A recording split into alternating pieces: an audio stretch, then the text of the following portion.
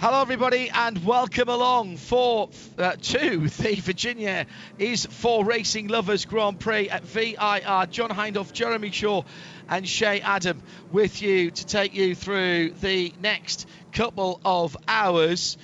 Good to have your company wherever you are. We're bringing sound and vision together, and if you're outside the US, we've got live and uninterrupted video on IMSARadio.com via the live video tab. The cars are already rolling. Jeremy Shaw is with me in the Haggerty Global Broadcast Centre. Talk to him about the prospects for this race in a moment.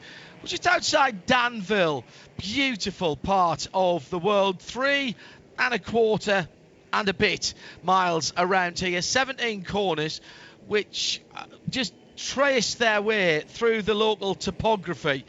Beautiful circuit that really does reflect the local streets, if you will, the local country roads. It is almost like driving out on your favourite run in the country, except for the most part, let's hope there's nothing coming the other way. Turn one, bit of an action area there, coming into the braking area after the curving front straight. Turn 12 at the south end of the circuit where the oak tree used to stand. We mourn the passing of the oak tree. And of course, coming into the top of the hill at turn 14, that is the roller coaster. So at the front of the field, we have the 95 Turner BMW just coming to the line now at the end of the first of two warm-up laps. Good to see the Gazoo Racing Toyota Supra GT4 in there as well. Jeremy Shaw, it's been, as ever with the Michelin Pilot Challenge, very, very tight indeed in qualifying. Jeremy. Yeah, and another great qualifying for Turner Motorsport. Dylan McIvern on the pole for the second time this season, and in prime position here, therefore, to extend his championship lead. This is the same car that Bill Auberlen won with Robbie Foley 1 year ago, and they lead by 40 points over, interestingly, Robbie Foley and Vin Barletta in the second Turner Motorsport BMW coming into this weekend. Another 40 points back in third place is the driver that we were talking about just a few minutes ago, Jan Halen, in the Wright Motorsports Porsche Cayman. And Shay Adam, as far as the TCR category is concerned, it is Brian Herter Autosport that will lead them to the line with Harry Gottsacker, but behind them there is a whole host of drivers and teams, including a new team, the new German team. I love this story. So that's car number 44, the Audi out there with the Liqui Moly sponsorship on it. A couple of guys very familiar to Audi piloting that car this weekend. First off, we have the 2018 TCR champion, Britt Casey Jr. Welcome back to the series, Britt. We've missed him. Hasn't done a full year since that championship winning season. He's got an MX-5 Cup background, though, and those cars are always good around Virginia International Speedway, too. So Britt should be more than nifty here. But his co-driver, the guy who qualified the car in the third position, is Tristan Herbert. He's out of Virginia, and people might know him from Audi ties. That's because he's Audi Sport Customer Racing's team manager. That is his job. He's raced in LMP3 machinery before, but this TCR, it hits a little bit closer to home.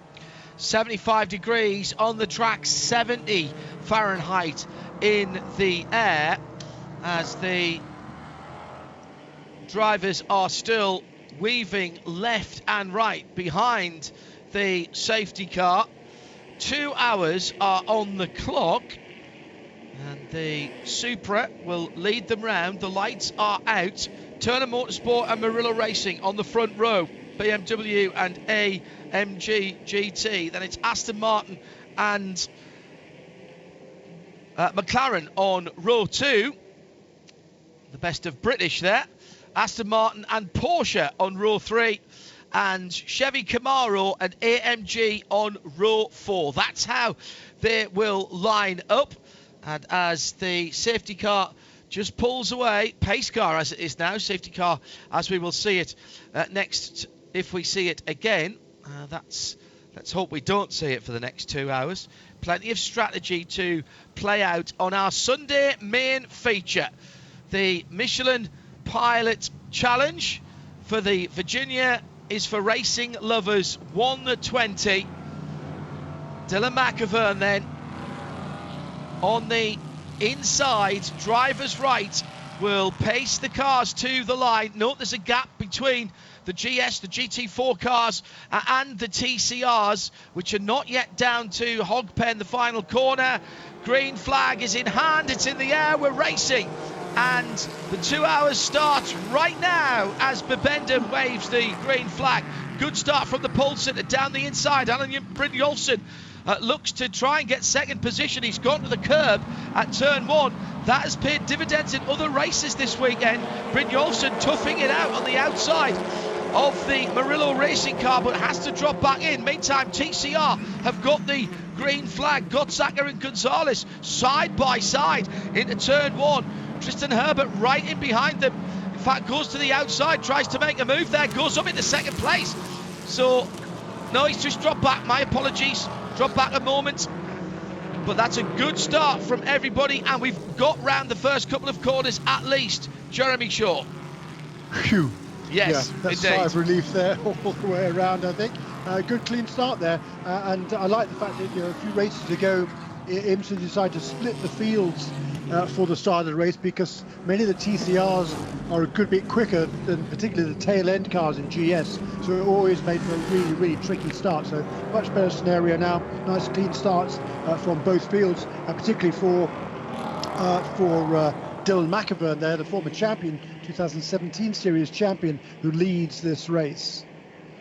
At IMSA Radio, if you'd like to get in touch with us, Alan Brynjolfsson side by side with the other Aston Martin, the AWA car, trying to get up the inside and does go through. Nice move.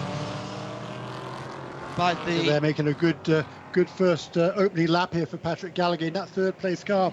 Just doing selected races this season in that number 26 car for Not Lad Racing with RS1. RS1, incidentally, is a team with which Dylan McIvern won the championship a few years ago in a Porsche Cayman.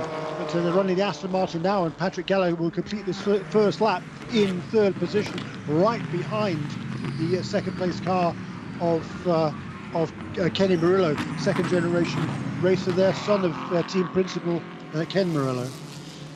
then it is the first of the Aston Martins, and as Jeremy says, it is the orange and black car that's come through. That's a lovely move by Patrick Gallagher.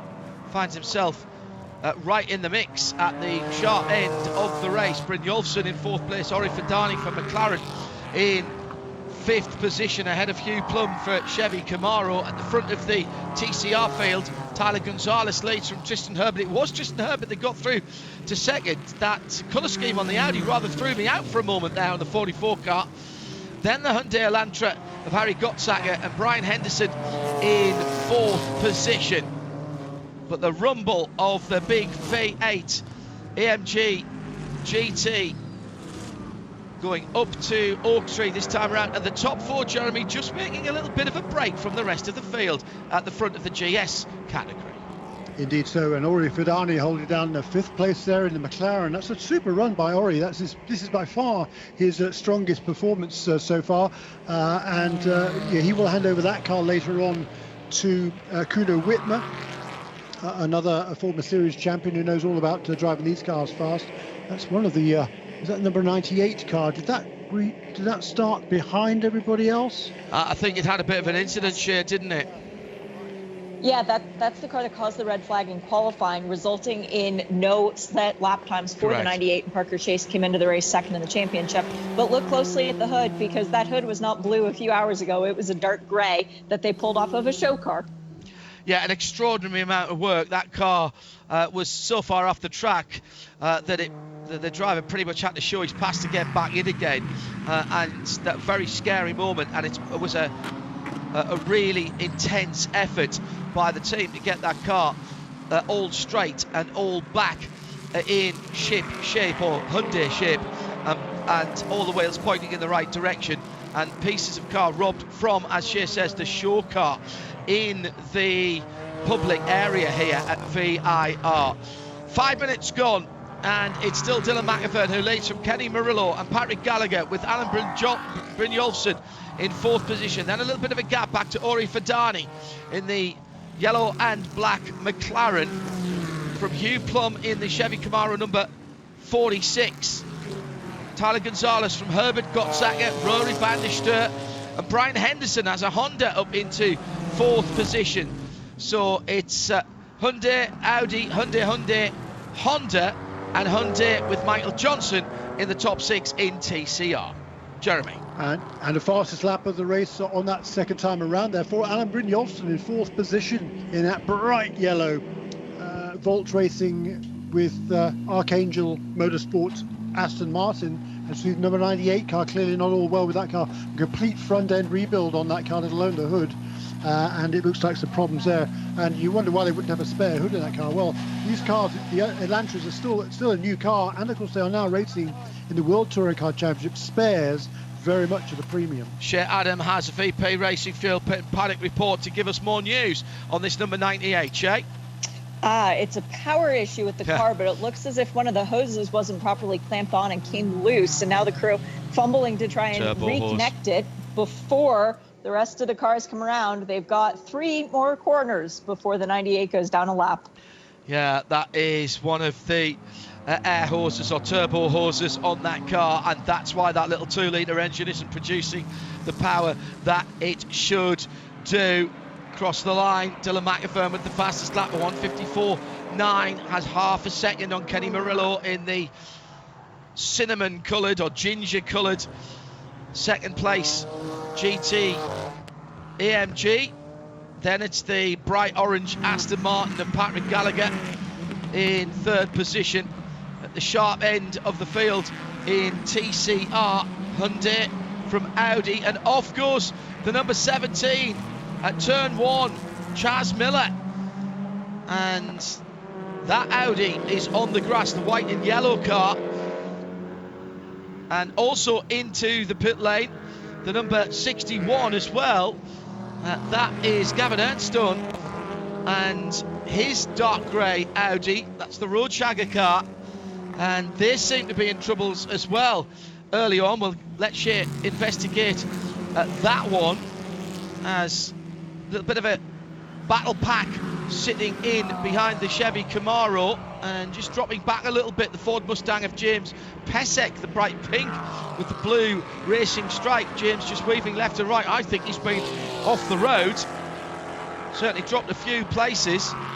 And yeah, and I was just about to say, Shea, yes, good call. Looks like he's lost the rear bodywork, and the diffuser, Jeremy, is trailing on the ground. That's not good news. This is an aero circuit, and all of these cars, even though they're in GT4s, are aero dependent. Yeah, they are. They create a lot of downforce, and that airflow will be just dragging the car, dragging the diffuser onto the ground. There's looks like an early problem there. Going back behind the wall for Gavin Ernstone and John Morley. What a shame for that Road Shagger Racing team.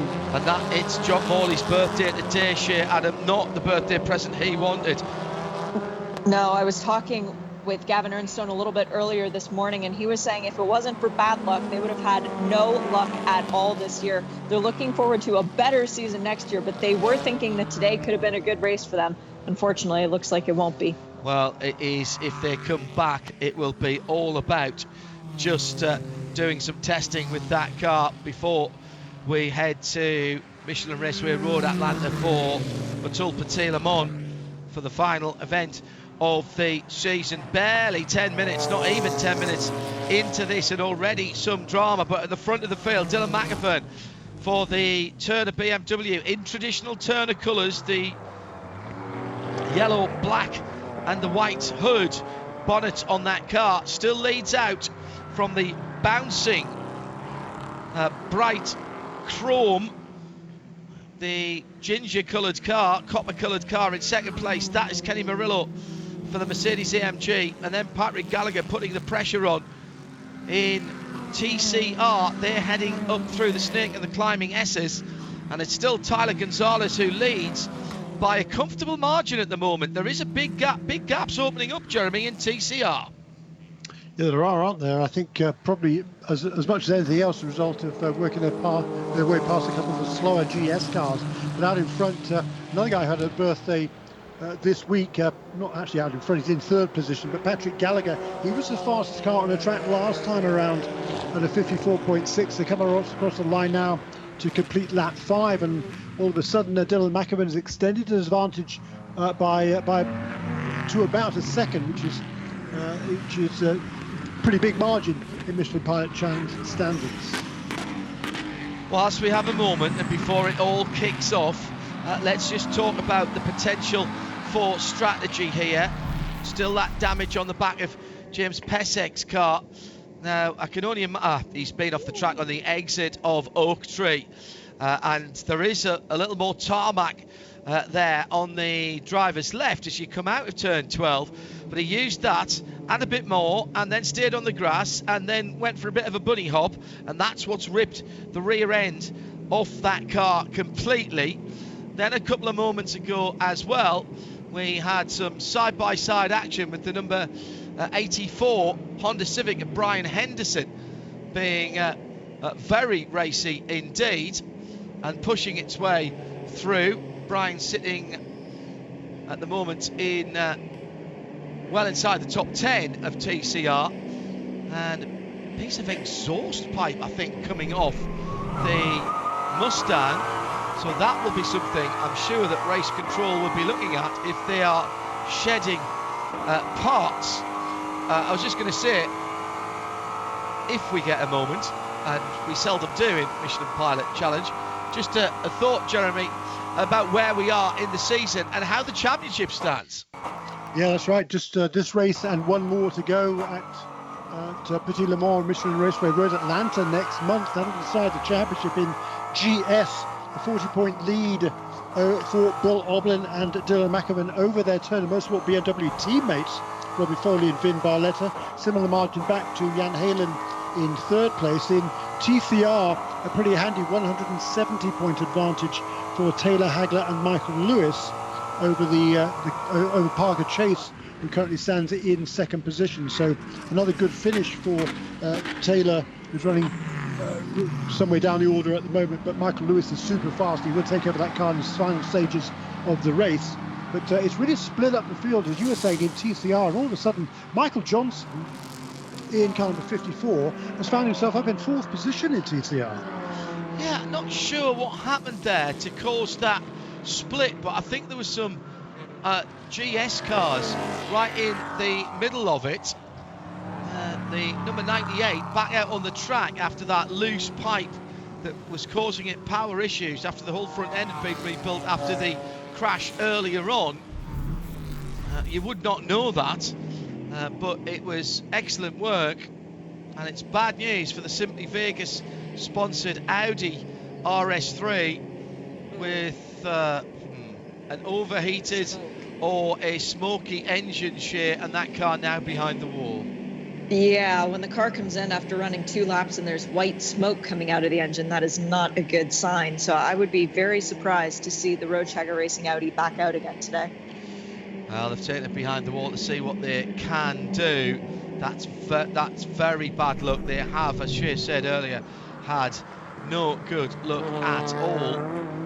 Meantime, as we check down the field, Tyler Gonzalez leads TCR in the white Hyundai with the bright orange colouring over the top of the windows and to the side of the windscreen. The blue on the side of that number 27 car as well. And that is in TCR terms, a 1.5 second lead is substantial over Tristan Herbert. Gottsacker's another couple of seconds further back. And then Michael Johnson, as Jeremy was reporting, another 7.5 seconds further back from there. So Cortland Motorsport leading in TCR and giving some of the GT4 cars a run for their money. Javier Quiros in the Super GT4 number 14, Jeremy, is feeling the pressure from behind of that TCR car. Maybe not down the front straight, but certainly through the twistier parts of the circuit. Yeah, true. True that. But it's certainly been a good opening stint here for Tyler Gonzalez as the Parker Chase brings that number 98 car onto the pit lane one more time. Back under the hood go the Brian Herder Autosports VIRginia Mechanics. So this is not good news for the car that lays second in the championship points coming into this penultimate weekend of the season. Looks like the pipe may have come off again. Shay Adam with this VP Racing Field pit and paddock reports. Yep, John, you're spot on with that. The mechanic actually working on the pipe, taking his gloves off to try and get better purchase on the hose clamp to perhaps make it stick a little bit more. The difference is this time they did put a splash of fuel in the car for Parker since he's been out there now for almost 15 minutes. Well, there's been 15 minutes of the race elapsed. He's been out there for about 12. But they're hoping that maybe if they can get this to sit back on, they can elongate the stint and then pray for a yellow. Day's not done yet, and Brian Herder Autosport knows that better than anyone else. And sitting in second position in the championship, as Jeremy mentioned. So at this stage of the season, there's not an awful lot of time left to make up any points that you lose. The top four are still together. The Alpha, the number 5 car, has had some problems. I noticed 3 or 4 laps ago they were 10 seconds or so off the pace for Roy Block in the Alfa Romeo Giulietta supercar, and lovely to see just the one this year. And they've been slow for a couple of their last laps, which is a shame, because we have seen when this car, Jeremy, has been on form, it's been absolutely right at the sharp end of the field. Indeed so, and yeah, finally that team is scoring its first win recently. Last month at Road America, a couple of months ago, I guess now, at Road America. Seems like yesterday really for that team, because they've been working so hard, trying so hard for so many years now with that little Alpha, and great to see that car's first win.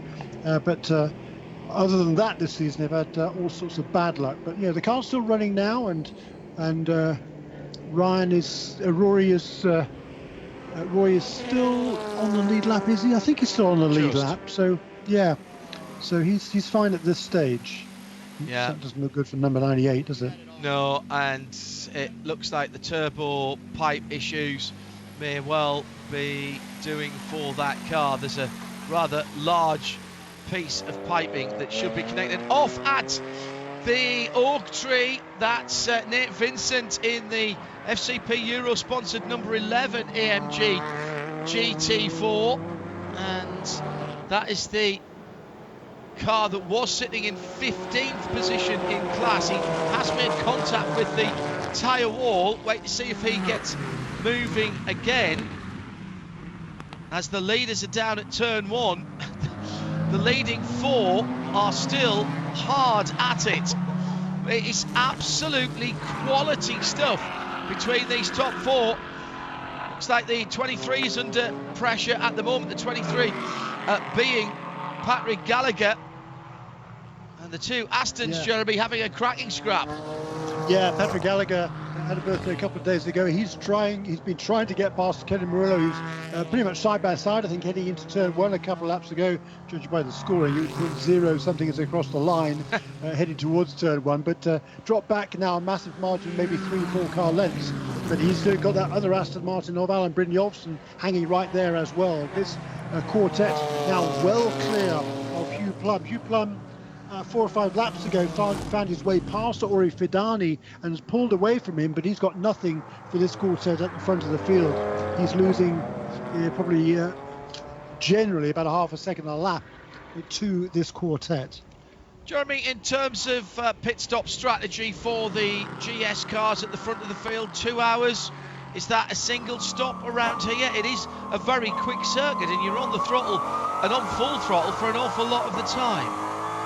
You are, it's a good question, and I don't quite know the answer. It's close, but I think most of the teams would probably be looking to do 2 stops, if for no other reason. It's a 2-hour race. The minimum drive time is 45 minutes, so one driver has to do 45 minutes, which leaves an hour and a quarter for the second driver. So if that's the way they're approaching the race, they'll definitely need to make 2 pit stops, unless there is a lengthy, of course, caution period. And GS is a definite two-stop, isn't it? Yeah, so no, TCR a marginal on one. GS, it's the same for both cars, quite frankly. The TCR cars can go longer, certainly, but GS cars would certainly expect a two-stop race. It's Jeremy Shaw, who's alongside me, John Hindhaugh, in the Haggerty Global Broadcast Centre. Shea Adam is our VP Racing Fuel pit and paddock reporter. Thanks for joining us. We're live in sound on RS2 at IMSARadio.com and in vision outside the US, live and uninterrupted. If you'd like to get onto that, try IMSARadio.com and the live video tab on there will get that to you. Good time this Sunday afternoon. What is it? Just after 2:30 here at VIR. That's 7:30 in the UK and just after 8:30 in mainland Europe, Central European summer time. Whatever you've been doing this weekend, thanks for joining us. Into the pit lane, Toyota Supra. This is the number 21 car. Shea Adam is watching that. Anton Diaz-Pereira shares this car with Scott Andrews, although he's still 20 minutes away from being able to hand the car over to Andrews. We're going to have to remember this car for when the pit stop cycle does begin for real a little bit later on, because they're going to need to spend more time on the track than the 1 hour and 20 minutes to go. But this looks... Ooh, I can't tell if this is service or not. We've got another pit caller too, John. The 51 Hyundai from Copeland Motorsport, the sister car leading the way in the TCR class. AJ Muss, former professional snowboarder in another life, brings this car down the pit lane. And again, too soon for any expected pit stops. I'll have to investigate further. Shea Adam will be on the case there. Meantime, at the front of the field, Dylan McIvern in the number 95 goes through turn 1 into turn 2 with clear track ahead. He's being stalked by Kenny Murillo in the copper-coloured Mercedes AMG GT4 from Murillo Racing, the number 56 car in second place, and the top 4 is made up by the Aston Martin Vantage GT4 from Patrick Gallagher and the similar car, the number 7 car of Alan Brynjolfsson. It's a good drive by Alan Brynjolfsson, Jeremy. He's really upped his game in the last year or so and doing the job that he needs to do before he hands over to his partner driver. Absolutely right. You know, the epitome of the businessman racer is Alan Brynjolfsson, but he takes it very, very seriously, certainly, and hanging with this lead group represents a fine effort by him, pulling away from Matt Plum in number 46 Chevrolet. Ryan Hardwick is now ahead of Ori Fidani and up into 6th position. A little bit further down the top 10, behind Ori Fidani is Sheena Monk, then Michael McCann, Tim Probert, who's doing a good job as well. Big battle there actually with Fidani, Sheena Monk, Michael McCann, number 8 Audi, Tim Probert in number 65 Mercedes, James Pezek, who despite that off is hanging on to the tail end of that group in the Ford Mustang car number 40, the pink car. And then next up on the road is Frank Depew, who's having a very good run in the number 71 Rebel Rock Racing Chevrolet. He's in the 12th position right now. And with Robert Liddell still to come, we know that in the second part of this race, that will be a car to watch. This is the Michelin Pilot Challenge. It is the Michelin GT Challenge weekend. So no prototypes in the main categories this weekend, although we have had an IMSA Prototype Challenge race earlier on today. 3 hours of action there, which was very interesting. Now this is the Virginia is for Racing Lovers 120. Good to have your company. An hour and 36 and a half minutes to go. Dylan McIvern has had no peace at all at the front of the field. And I'm sure that Will Turner on the box has just basically said to him to tear off the rear view mirror and throw it in the back, because there's no point in looking behind him. It's just going to scare him, Jeremy. Yeah, that's right. But yeah, Dylan's got a lot of experience in these cars, of course, as we said, a former series champion, so you know, he knows all about running up front at this sort of category of racing. He's got 4 wins in his total of 57 starts prior to this weekend, so a very accomplished driver, and he's holding holding sway here at the front of Kenny Murillo, though. Certainly great to see Kenny having this opportunity to fill in for Jeff Moser. We miss Jeff because he's a great character, but Kenny, he's been driving for his father's team in other sports car racing series as well, so got lots of experience in these cars and using all of it right now to run in a very fine second position in what is Kenny's just sixth start in this championship. At IMSA Radio, if you'd like to get in touch with us here in the Haggerty Global Broadcast Centre, and that will get straight onto the screens in front of us here. Here come the leading, well, I was going to say leading quartet, but it's down to just a threesome now, just the trio, because it looks like we've lost Alan Brynjolfsson just a little bit off the back of this battle pack for the lead, down to fourth position. So it's just the top three together now as they turn right-handed through what is a double apex right-hander at turn 1, and now heading through 2 to turn 3, the NASCAR bend as it's called here. Great history at this circuit and fantastic. Connie Nyholm and the rest of the ownership group continually improving the facilities here with new camping and RV areas for the fans and new safety facilities and considerations around the circuit for the competitors. Big battle in TCR now as well, Jeremy, as they're coming down to Hogpen this time around. Yeah, that's right. And the Tyler Gonzalez, I think, still leads, does he? Or as Tristan Herbert managed to find a way past, says Ryan Block, who's still struggling. Yeah, okay. So Tristan Herbert took the opportunity there with the slower car, a couple of slower GS cars kind of in his way there for former leader Tyler Gonzalez, and Tristan Herbert now through into the lead of that TCR class. Lovely pass at turn 11 and 12 at Oak Tree turn. Opportunist, perhaps, but the silver and black Audi with the Liquid Moly sponsorship on it has gone from second to first, got the yellow colouring on the wheels of that number 44 car, and Tristan doing a very good job indeed to lead this TCR race. Coming out through turn 5 now, it looks like the number 27 Hyundai, the white car of Tyler Gonzalez, has got a better run now. Problem being, where do they go? Because they're right up, Jeremy, against the back of the GS field there, and yes, they can catch them when they are running through the twisty bits, but on the straights, those GS cars have a few more ponies.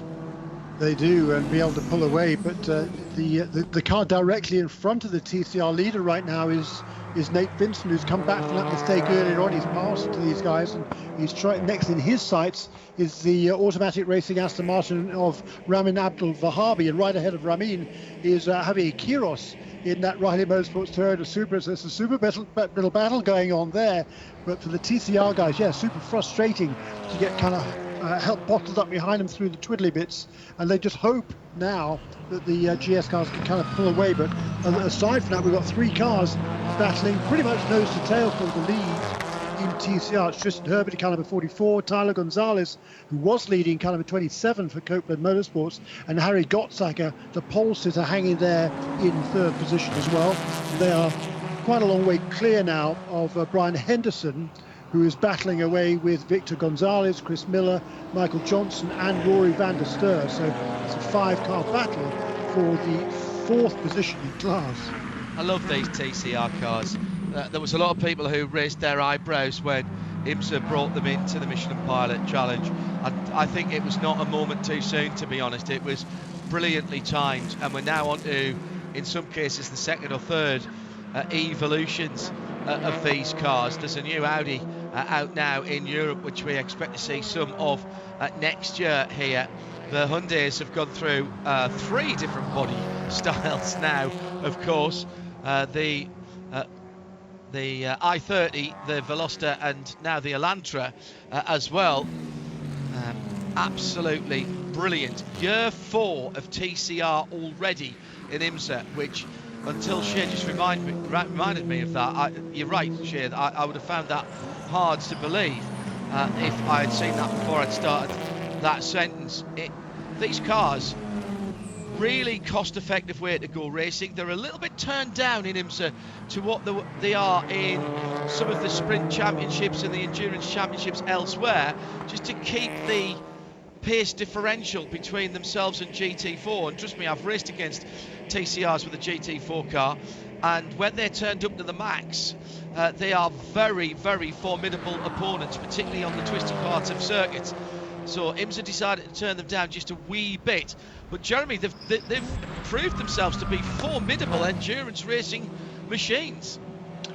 Yeah, they've had some reliability problems, it has to be said, from time to time, but it does provide some tremendous racing action. As you say, the cars are relatively affordable for top-level sports racing cars, and they provide tremendous competition. They are closely matched. We've got 4 manufacturers in this championship now, and they've all won at least one race this season: Hyundai, Honda, Audi, and Alfa Romeo. So what is there not to love? Is Patrick Gallagher having another go at Kenny Murillo as they head up towards turn 14? Is he going to make the move finally this time? Yes, I think he is. If he can get it rowed down toward that top of the hill, he does. Patrick Gallagher then up into second place in car number 23. Meantime, at turn 3, the bright orange Veloster Copeland Motorsport car of AJ Muss has gone off. This is the 51 machine, and he's side on, right-hand side on, into the tyres. The car looks kind of okay. If you're looking at it from the rear and the left-hand side, that's the picture to take if you're going to put it on Auto Trader or Carvana and sell that car next week. I did see the incident vehicle firing up the EMR Cayenne, but of course AJ, as soon as that car moved to the edge of the track, started moving again. Battle at the front of TCR. Tristan Herbert in the silver and blue, number 44 at Oak Tree, in behind some GS's. And here is the conundrum, Jeremy. 3 GS cars which will pull away on the long back straight, but as soon as they get to the top of the roller coaster, Tristan's issue is going to be that they're going to back him up into Tyler Gonzalez in that white Hyundai in second place. Brilliant, isn't it? Makes tremendous action there for us to watch. Tristan might just disagree with you there, Jeremy. I would opine. You might, but what a good job he's doing at the head of this field right now. Tyler Gonzalez, who's one of these many very talented youngsters in this field right now, just 17 years of age, from St. Cloud in Florida. He raced karts, he raced in the MX5 Cup Series, and then in last year he did a TCA as well in a different championship, had a few wins there as well, so stepped up alongside another youngster, Tyler Baxter. He will turn 17 this coming week in actual fact. He's from Bogart, Georgia, so he'll be looking forward to his home racetrack at Michelin Raceway Road, Atlanta, to round out this season. But that car's currently running in a very good second position. Just a note, I mean, we've got 16, 17, 18, 19, 21, I think, GS cars right in the middle of the field at the moment. The Chevy Camaro of Frank Depew, a couple of 3 laps ago, went past Mark Siegel for 12th position. He's 3 seconds behind Ori Fadani, who was a very quick starter in the yellow McLaren number 13. And Frank not quite closing in on him at the moment, but doing the job. He is, John. Yes, you're absolutely right, yeah. Oh, quite rapidly, yeah. I mean, Frank, 5 laps ago, Frank was about 7 seconds behind that big group of cars, which Ori at that time was leading. Ori has now slipped down the order a little bit, but Frank has now got that gap down to about 3.5 seconds to that gap, so he's halved that gap. He's making very good progress. This is arguably Frank's best ever run. He likes this track. He's done quite a lot of racing here in the past, and he's having a very good run in that 12th position at the moment. And now there's a challenge for the lead as they head up the hill towards the turn 14. Back into the lead then goes Tyler Gonzalez in car number 27. Good move for Tyler. In TCR, going past that Audi of Tristan Herbert, and meantime Patrick Gallagher has got through into second. Finally, Kenny Murillo's stout defence has been breached, and so it's still a McEwen still leading for Turner BMW. Now it's the Aston Martin of Patrick Gallagher in second position. and third the Murillo Racing AMG GT3. So Turner, Not Lad, and then Murillo. Then Alan Brynjolfsson in fourth position, just dropping away a tiny bit. He's dropped around about half a second, but he's still in touch there.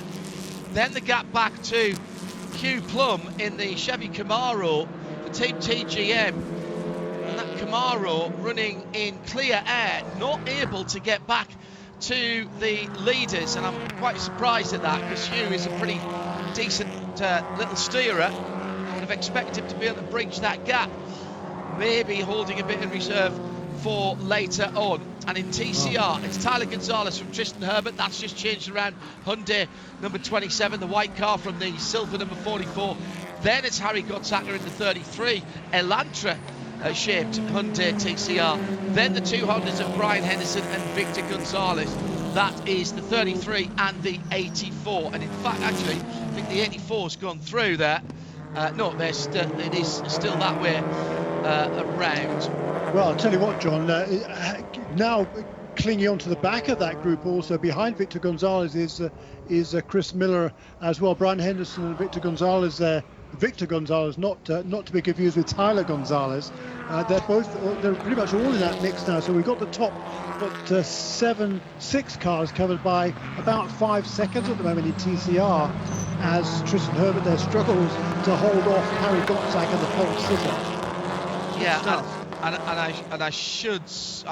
think Gottsacker did get through for a moment there on Herbert, and that was Herbert just nipping back. And I was right, my eyes did not deceive me, that Brian Henderson has got ahead of Victor Gonzalez and up into fourth position. So the 84 blue and yellow Honda is now right on the back. It's the lead four now together, Jeremy.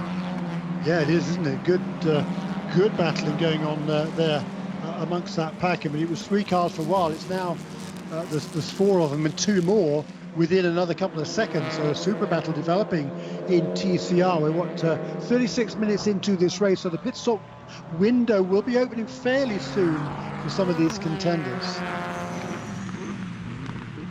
It's Jeremy Shaw with me, John Hindhoff, in the Haggerty Global Broadcast Centre. Hello. Good to have your company.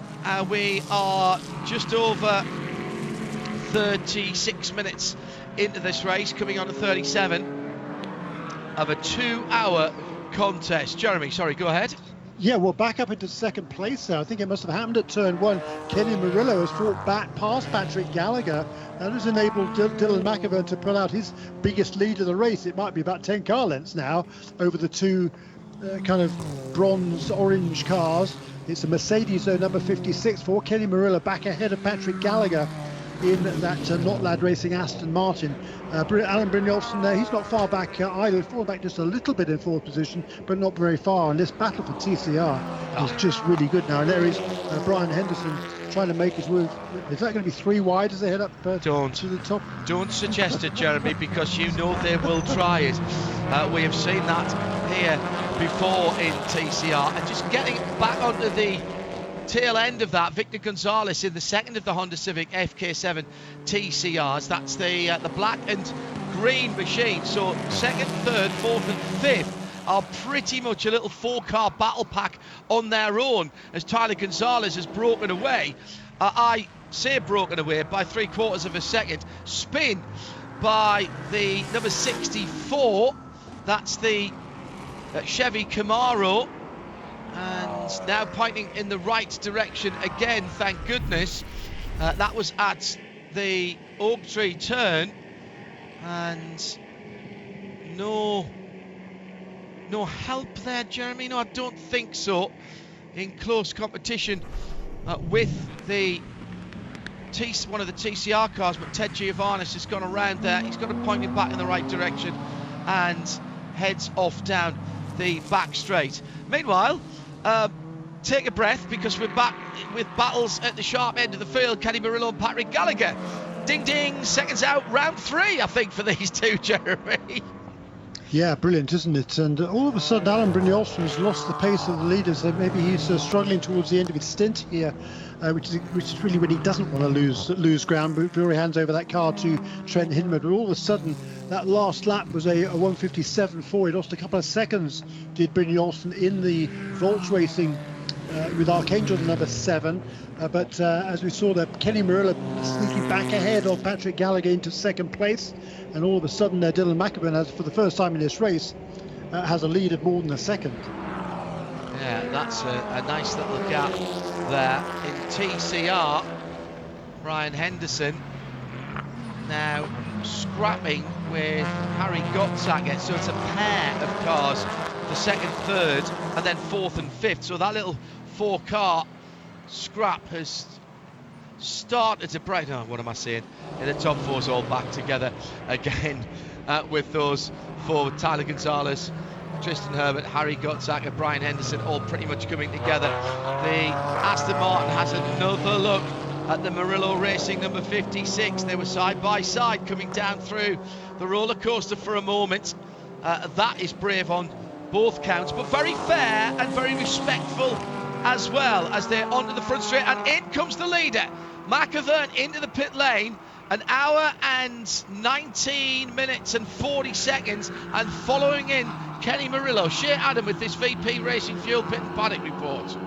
I think they're expecting a caution, John. 56 into its marks. The Mercedes pulls in perfectly. Kenny Murillo gets out after doing a fabulous job pulling in for our man Jeff Mosing. Eric Fox. It's just a quickie. It's Michael McCann in the Audi that is off at turn 3.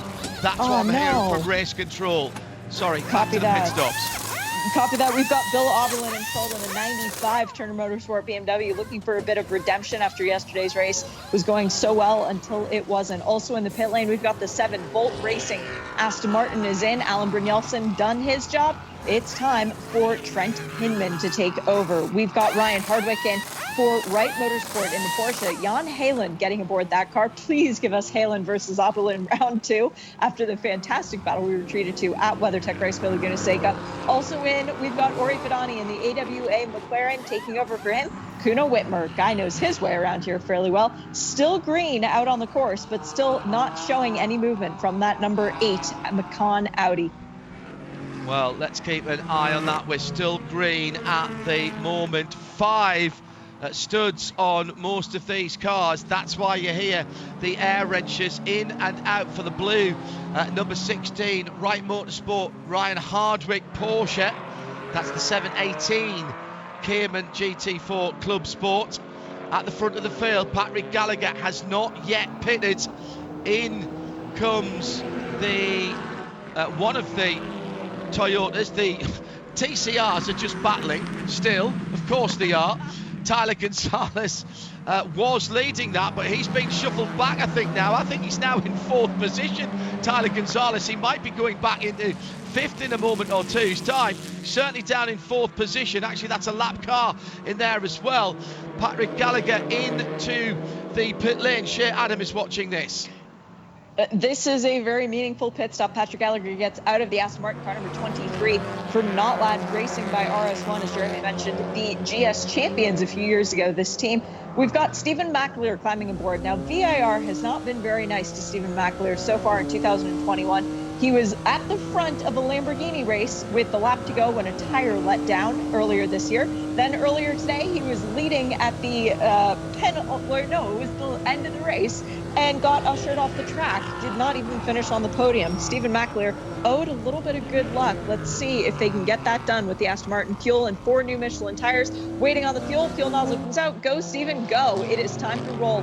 Also in, we've got Q Plum handing over to Matt Plum in the Team TGM Chevy Camaro number 46. And Sheena Monk is done driving for it today. It will be Spencer Piggott taking over the Mia McLaren. Ooh, Mark Siegel is in the 93 Carbon Audi. This is significant. His teammate this weekend, Tyler McQuarrie. Welcome back, Tyler. Yeah, and another incident out on the circuit. I can only assume that what was going on at turn 3 cleared, but we've got a TCR car off up at turn 12 at Oak Tree, and that one has nosed into the barriers. I think it was Victor Gonzalez, Jeremy. Oh, that's a shame, because he was part of that magnificent battle at the front of the field in TCR. There was 6 cars, I think, pretty much nose to tail on the previous lap. He has got going again. That's good news then. Tell you what, those pit stops came, I mean, they just about met the 40-minute minimum. Correct. On those pits. I mean, it was super tight, particularly for the first couple.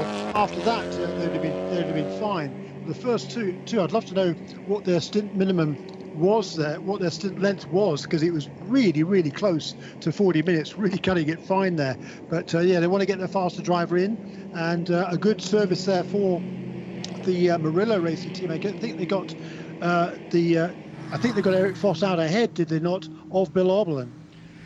Just to confirm, it was Victor Gonzalez in the number 88 Honda Civic that was off the track. He's now dropped back behind Taylor Hagler in the 77. As Jeremy says, he was part of that great battle and having a scrap with, among others, Harry Gottsacker.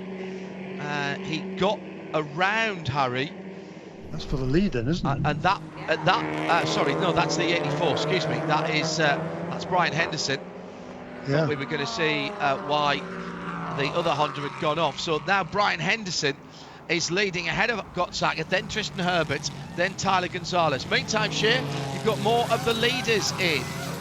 Got that wild bucking Bronco as it was this weekend. Chad McCumbee taking over the PF Racing Mustang. That car came in from the lead. Also in, we've got Tim Probert handing over to Brent Mosing. We saw the Mosing in this race for the 65 Murillo Racing Mercedes. And keep an eye on that 84 Honda. Brian Henderson just taking it to the lead. The guy who's taking over for him at the pit stop will be Ryan Eversley. And Ryan has a very good track record here. Hello to Dave Alcock, who's enjoying this racing from the northwest of the UK this Sunday evening at coming up to 8 o'clock. He says, I know it's meant to be a class down from WeatherTech, but the quality of driving and racing, I think, is second to none. We used to say, Jeremy, didn't we, that this series and its previous iterations was one of the best kept secrets. I don't think we can say that anymore now, as people have really turned onto the Michelin Pilot Challenge and in its previous incarnations over the last few years as well, and it has been absolutely brilliantly bonkers. Yeah, absolutely tremendous, and this battle in TCR absolutely exemplifies it. Unfortunately, we lost out of that battle at least Victor Gonzalez. He's fallen back down the order somewhat, but the other 5 cars, we've now got a new leader then with Brian Henderson in the Atlanta Speedworks Honda Civic, caliber 84. He now leads Tristan Herbert back up into second place. He spent a goodly portion of the race in second place, and some of it in the lead as well, but he's still in second now. He's been leapfrogged by Brian Henderson. Harry Gottsacker, the pole sitter, that's hanging right there in the 3rd position, and Tyler Gonzalez, he was also leading a little while ago, and Chris Miller, all part of that leading group. Tremendous stuff. Meanwhile, out front of the field, having too much fun, is Frank Depew, who leads the race. Yeah, brilliant stuff. He's had a cracking drive in the urban grid. Camaro Rebel Rock Racing, very distinctive coloured car. Hand that to Robin Liddell. Very funny social media post earlier on from the team. If you're not following grid, you're really not following Rebel Rock, excuse me, you really should be. Robin giving the explanation of what the racing around here is really like, and Frank at the moment is a full 20 seconds to the good. Now of course he owes us a pit stop here, but what he's doing is making sure that Robin, I think they're going to play this game again, Jeremy, because all those who've stopped already will have to stop again. If he can get somewhere near to an hour, we've seen Robin Liddell at places that are fast like Sebring do an hour and 4, an hour and 5 minutes. Indeed so, and it's certainly a different strategy to the other leaders. There's a wheel onto the grass there for Tristan Herbert. That's probably going to cost him a position or 2 or 3 or 4 conceivably. But we just seen a couple of drivers turn the fastest laps of the race. Bill Oberlin set a new fastest lap. He's closed down already on Eric Foss. The gap on the first lap after the pit stops to 1.4 seconds. It now isn't.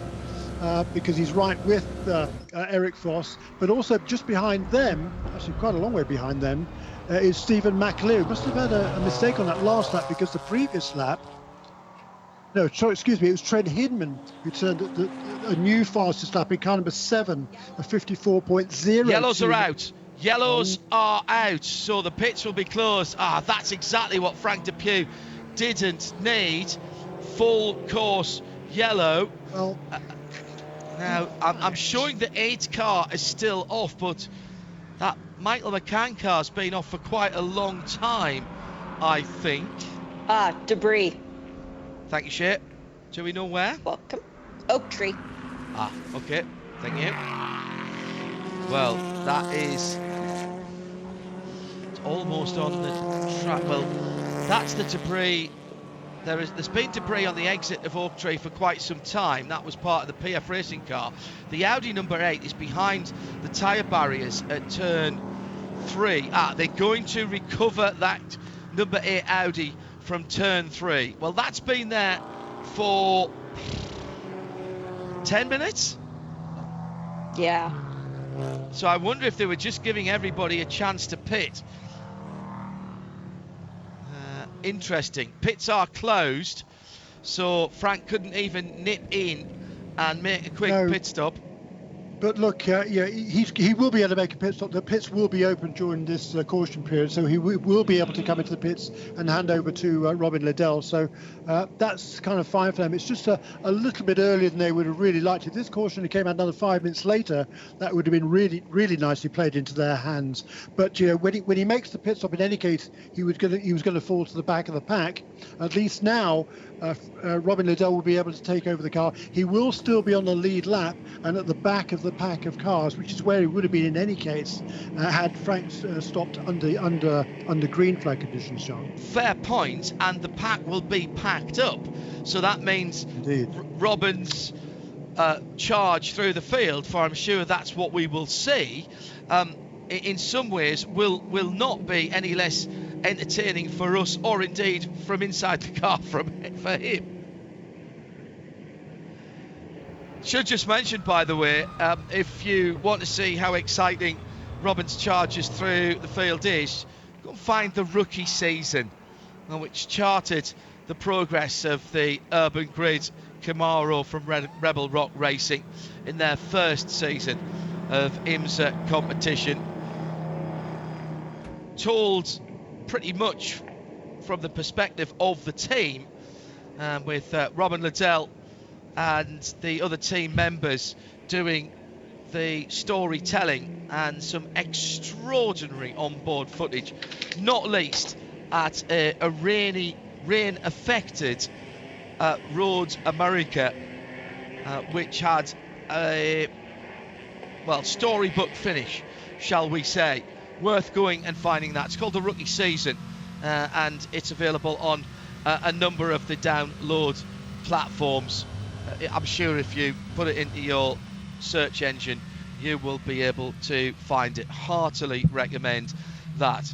Right, Jeremy, an hour and 7.5 minutes. It's going to be another lap, I think, before we even open the pit lane. The cars have been asked to pack up. There's a big gap before the Brent Mosing driven GS Mercedes in 20th position. He needs to be on the back of the grid. He's moving up now, as a number of the cars are, but not yet seen the pit lane open, and then we'll have a shuffle around, of course. So this is going to be not a million miles away from a gentle drive to the finish, isn't it? Something like that, John. Yeah, a couple of notes here. First, running out front here would be great for Frank Depuy's confidence, because he's had a bit of a knock. He's had various crashes this season, various incidents. So this was a nice, not only a good clean run, but also a good run in terms of pace as well. And now being able to lead the race as well, with the other guys all having made their pit stops, that's got to feel really, really good for Frank. So hats off to this team for giving him the opportunity to do that, and and try the strategy as well, which will, as you say, could yet work out very, very nicely indeed for this team. And a word also for Michael McCann. What a shame for that number 8 team. They've had a really, really good season. They're running 6th in the points. Michael McCann Jr. and Andrew Davis in that Audi R8 LMS GT4. They've had what, 5 top 10 finishes. Good consistent running by that team, and it's a shame to come out early for them, because the last few races they've been in the top, knocking on the door of the top 5 on a regular basis. They've had 1 top 5 finish, a 6th, a 7th and 8th as well. So it's been a good season, good first season for McCann Racing. Shame to see it ended up on the end of a hook here. Great work by our track services and recovery, and would like to thank them, and of course all of the volunteers, whether you're standing on a flag post and waving a flag, whether you're one of our volunteer officials, medical services, or indeed you're checking tickets or parking cars, whatever you're doing here at VIR this weekend. The volunteers are what make motor racing work. Thank you very much indeed. Now, let's see if the pits are open. No, we're starting the pass around, so it will be at least one more lap. This is all good news for Rebel Rock Racing, with a 65 minutes still on the clock. And it will be at least another 2.5 minutes before we open the pits. This is going to be there or thereabouts. Shea's keeping a note on who hasn't stopped yet, but I'm going to put this to you, Jeremy, first. Does everybody come in because it's that close? Jeremy? If you come, I wouldn't surprise me to see everybody come into the pit lane, absolutely, because if there's another full course caution later on, they may well be able to get to the end of the race from there. So yes, I would expect to see everybody in right now. Even the cars that were in only 3 or 4 laps ago. They'll just take a splash, though, presumably. I think they can just need a splash, but I think unless there's a fairly lengthy caution period, it'd be very risky for them to stay out there. So I would suggest that we would likely see quite a few of these contenders into the pits. And for TCR, there'll be wholesale pit stops next time around. Mickey Hetherington, Michael Hetherington from the UK at IMSA Radio says, what is it about turn 12 Oak Tree that seems to catch drivers out and they go off? I'll tell you what it is, Mickey, and this is from someone who's driven around there, albeit not in a race, but at decent speed. It's a really difficult entry into Oak Tree. Turn 11, you come over the top of turn 10, you hit the compression, then you start to rise again, which gives you a little bit of false confidence that you can brake later than you can, and you're braking through turn 11, and as you're braking, you're turning at the same time. Get that wrong by a couple of feet, literally, and you're going to put your left-hand side tyres onto the grass, and at that point, there's not much runoff. That's what it is about turn 12. It's actually more the run from turn 10 till turn 11. Shea, who absolutely owes us a pit stop here? The 71 Rebel Rock Racing Camaro that we've been talking about has not come into the pit lane at all this race. Neither has the number 11 FCP Europe. That's the Mercedes that actually had a different crash this morning with a different car, and they rebuilt a different chassis to run in the race. We've got the 09 Automatic Racing Aston Martin. Ramin Abdul-Vahabi needs to come in and hand over to his co-driver Rob Eklund for the remainder of this race. And the 64 Team TGM Camaro, Ted Giovannis, still has yet to hand over to Owen Trinkler. But you want to just highlight the job that Frank Depew has done. Same machinery as Ted Giovannis, and yet Frank is leading the race. So that just goes to show how well Frank has done so far. Yeah, going to be around about, I think, 56, 57 minutes tops as the run to the flag. So I think, as Jeremy said, we'll see everybody in here. The pits are open for GS, and Frank Depew will be the first driver in behind the Toyota Supra pace car, safety car, that gets the option to take the pit stop. Now, he definitely will. Let's see, Jeremy, who else does here. And I think Frank's already on the pit lane speed limiter, actually, as he comes down. The headlights are flashing as he comes into the pit lane. The racing Toyotas will stay out and get their lap back. So, Shea Adam, stand by. You have got some pit lane callers. Yeah, but not as many as I thought I would, John. We've got Frank DePue in as expected, handing over to Robin Liddell. Fuel and tires for that Camaro will progress. It's a splash of fuel only for Eric Voss, the Murillo Racing Mercedes. Splash of fuel for Jan Halen in the Wright Motorsport Porsche. Nate Vincent in for full service. That'll be a driver change for them. Matt Plum in from Team TGM. This is the 46 car. Did not need to do a full service. They are doing a splash of fuel only. Kuno Whitmer is in for fuel. Chad McCumbee is in for fuel. That's the AWA McLaren and the PF Racing Mustang, respectively, already back and rolling off the pit lane. Eric Voss followed out by Jan Halen. Great job from both Murillo and Wright Motorsport. Third off the pit lane, Matt Plum. I would expect those cars are going to be in some kind of fuel save to make it to the end of the race. Well, there's a few people there, Jeremy, that have rolled the dice, having stopped only, a few laps ago. I say that's 7 laps ago for the Bill Auberland now driven BMW M4. The Urban Grid guys took the time, got every last drop of fuel in share that they needed to in that car, but it didn't matter. They were going to come out at the back of the line, and they will still be at the back of their class. Yeah, but an interesting thing to note, John, they share a pit box with the Paul Miller Racing Lamborghini, which also had difficulty getting the Michelins to grip up leaving the pit box in yesterday's race. Just saw the exact same thing for Robin Liddell. A lot of wheel spin before any forward motion from the Chevy Camaro. So something about that pit box, the one that's the first after the break on the pit lane, you know exactly what I'm talking about. Yeah. It doesn't want to make the car go.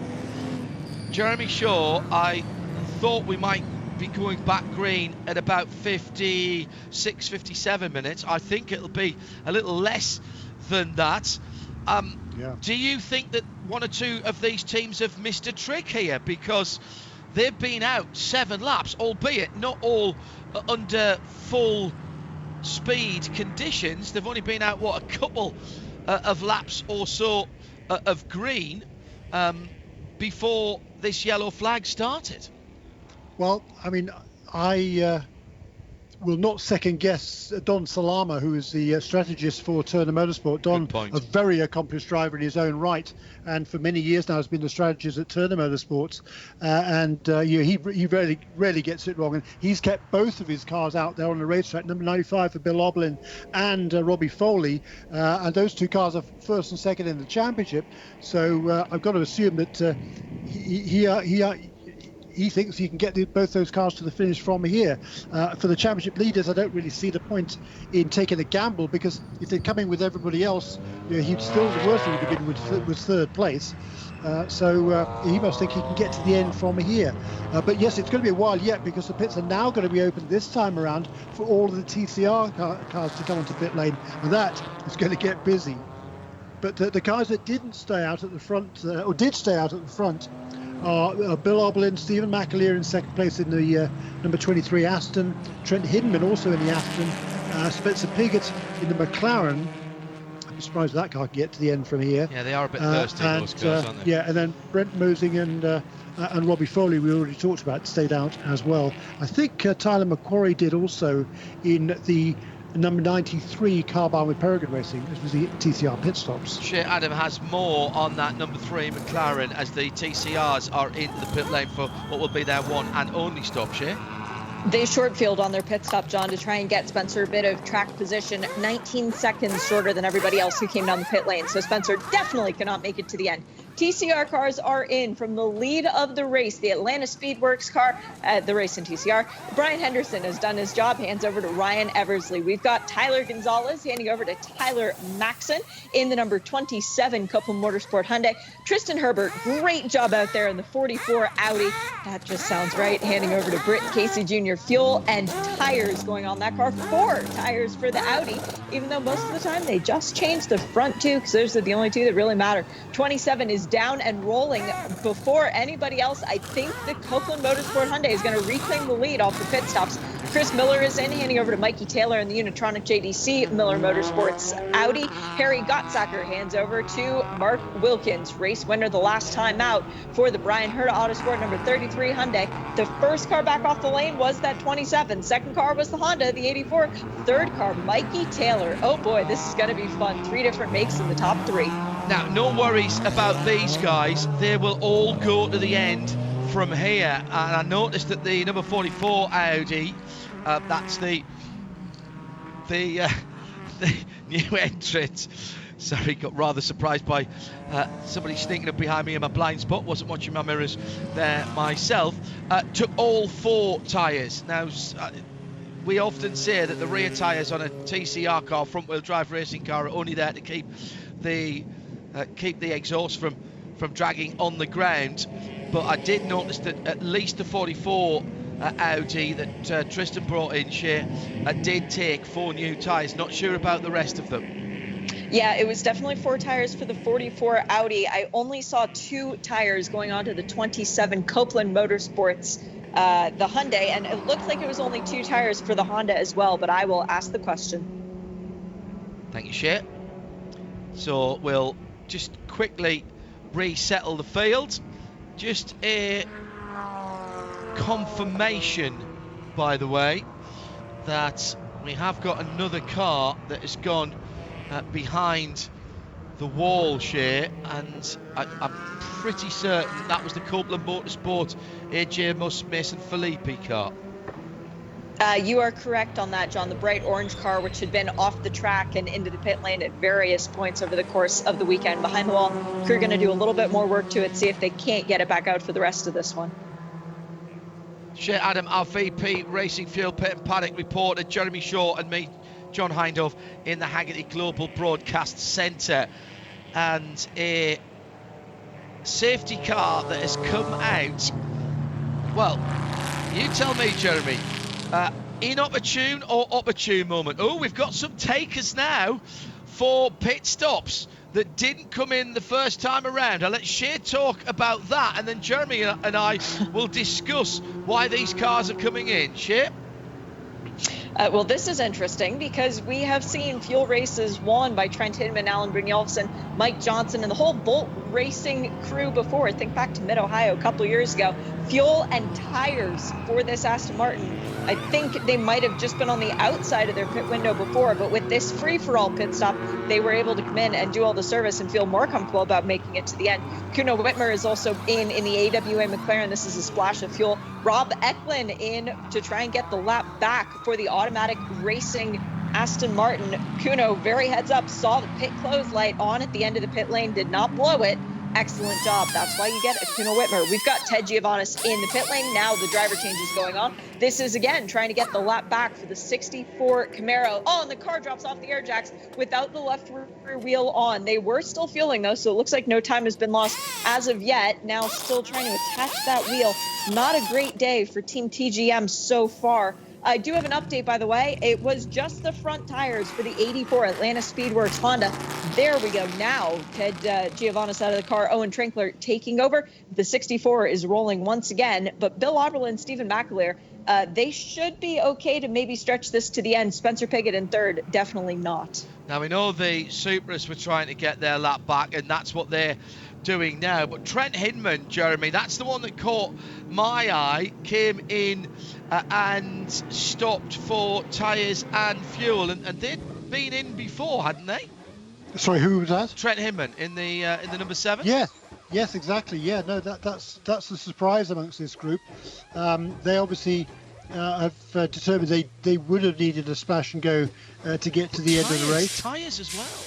Again, well, you might as well put on tyres. Well, I suppose so. Yeah, if you've got tyres, smoke them if you've got them, as the saying goes, I suppose. Yeah.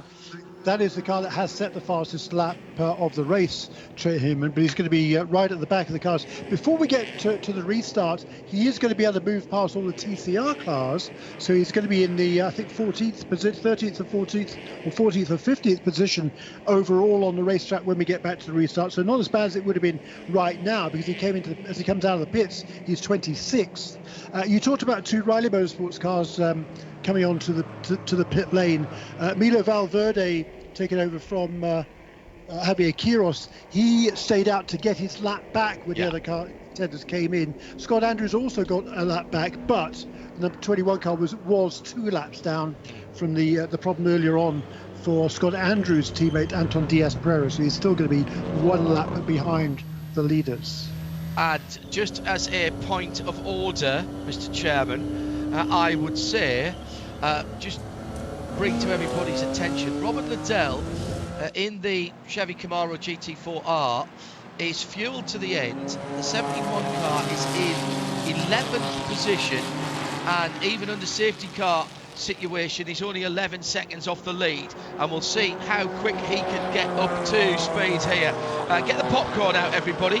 It's Bill Oberlin versus Stephen McAleer at the front of the field. They go down into turn one, they're side by each, and then they turn in, and it is the yellow and blue BMW of Bill Oberlin, the M4 GT4, that continues to lead. Spencer Piggott trailing them in the white and green McLaren number 3. Then Brent Mosing in the Mercedes in 4th position. That'll be 4 different manufacturers in the top 4. Robbie Foley, BMW, Audi GT4 in 6th position. Tyler McQuarrie, and already it looked like Robert Liddell was trying to make up positions from 11th with 50 minutes to go when we went green. I thought it might be 56, 57.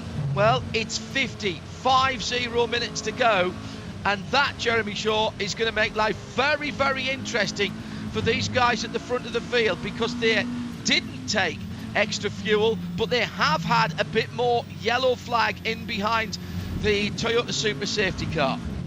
Yeah, right. As we said, when the caution came out, if it had been 5 minutes later, it would have been a lot easier for those guys to make that decision. Now it's a bit more marginal. If they do have to save fuel, Trent Hinman, having made that pit stop, and he was able to hustle around after making a stop and catch up to the back of the pack before the restart, did a great job to manage that, I can tell you. And he is now in the 15th place at the restart, so it's going to be. He is certainly going to have. We presume no fuel concerns there, having just been onto the pit lane at before the restart.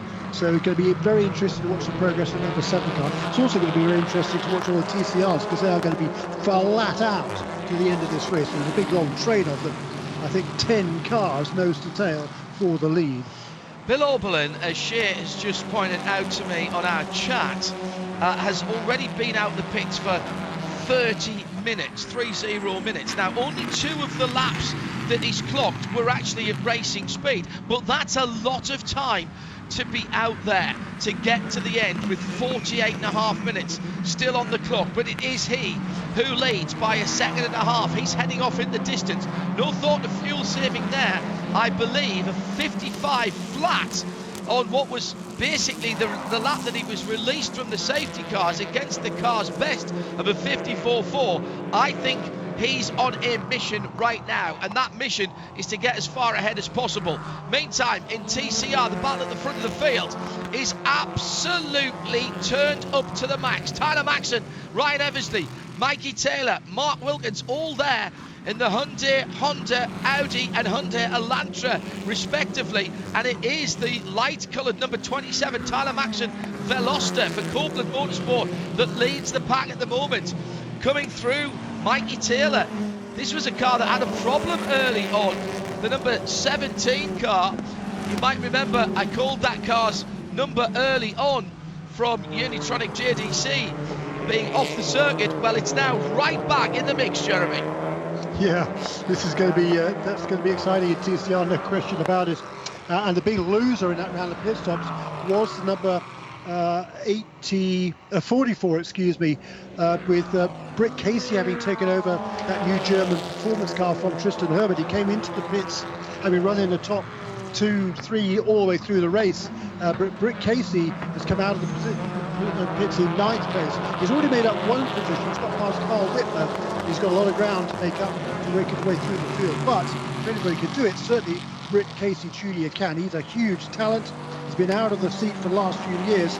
He's still got 1 year to go on his he's graduated college now. He had a marketing degree. He's now working as a chief instructor at the Auto Barn race course in Joliet, Illinois. But he's previously a 5-time winner in this class, and he is going for broke here in that car number 44. Yeah, that's a fantastic facility, not too far away from Chicago Motor Speedway.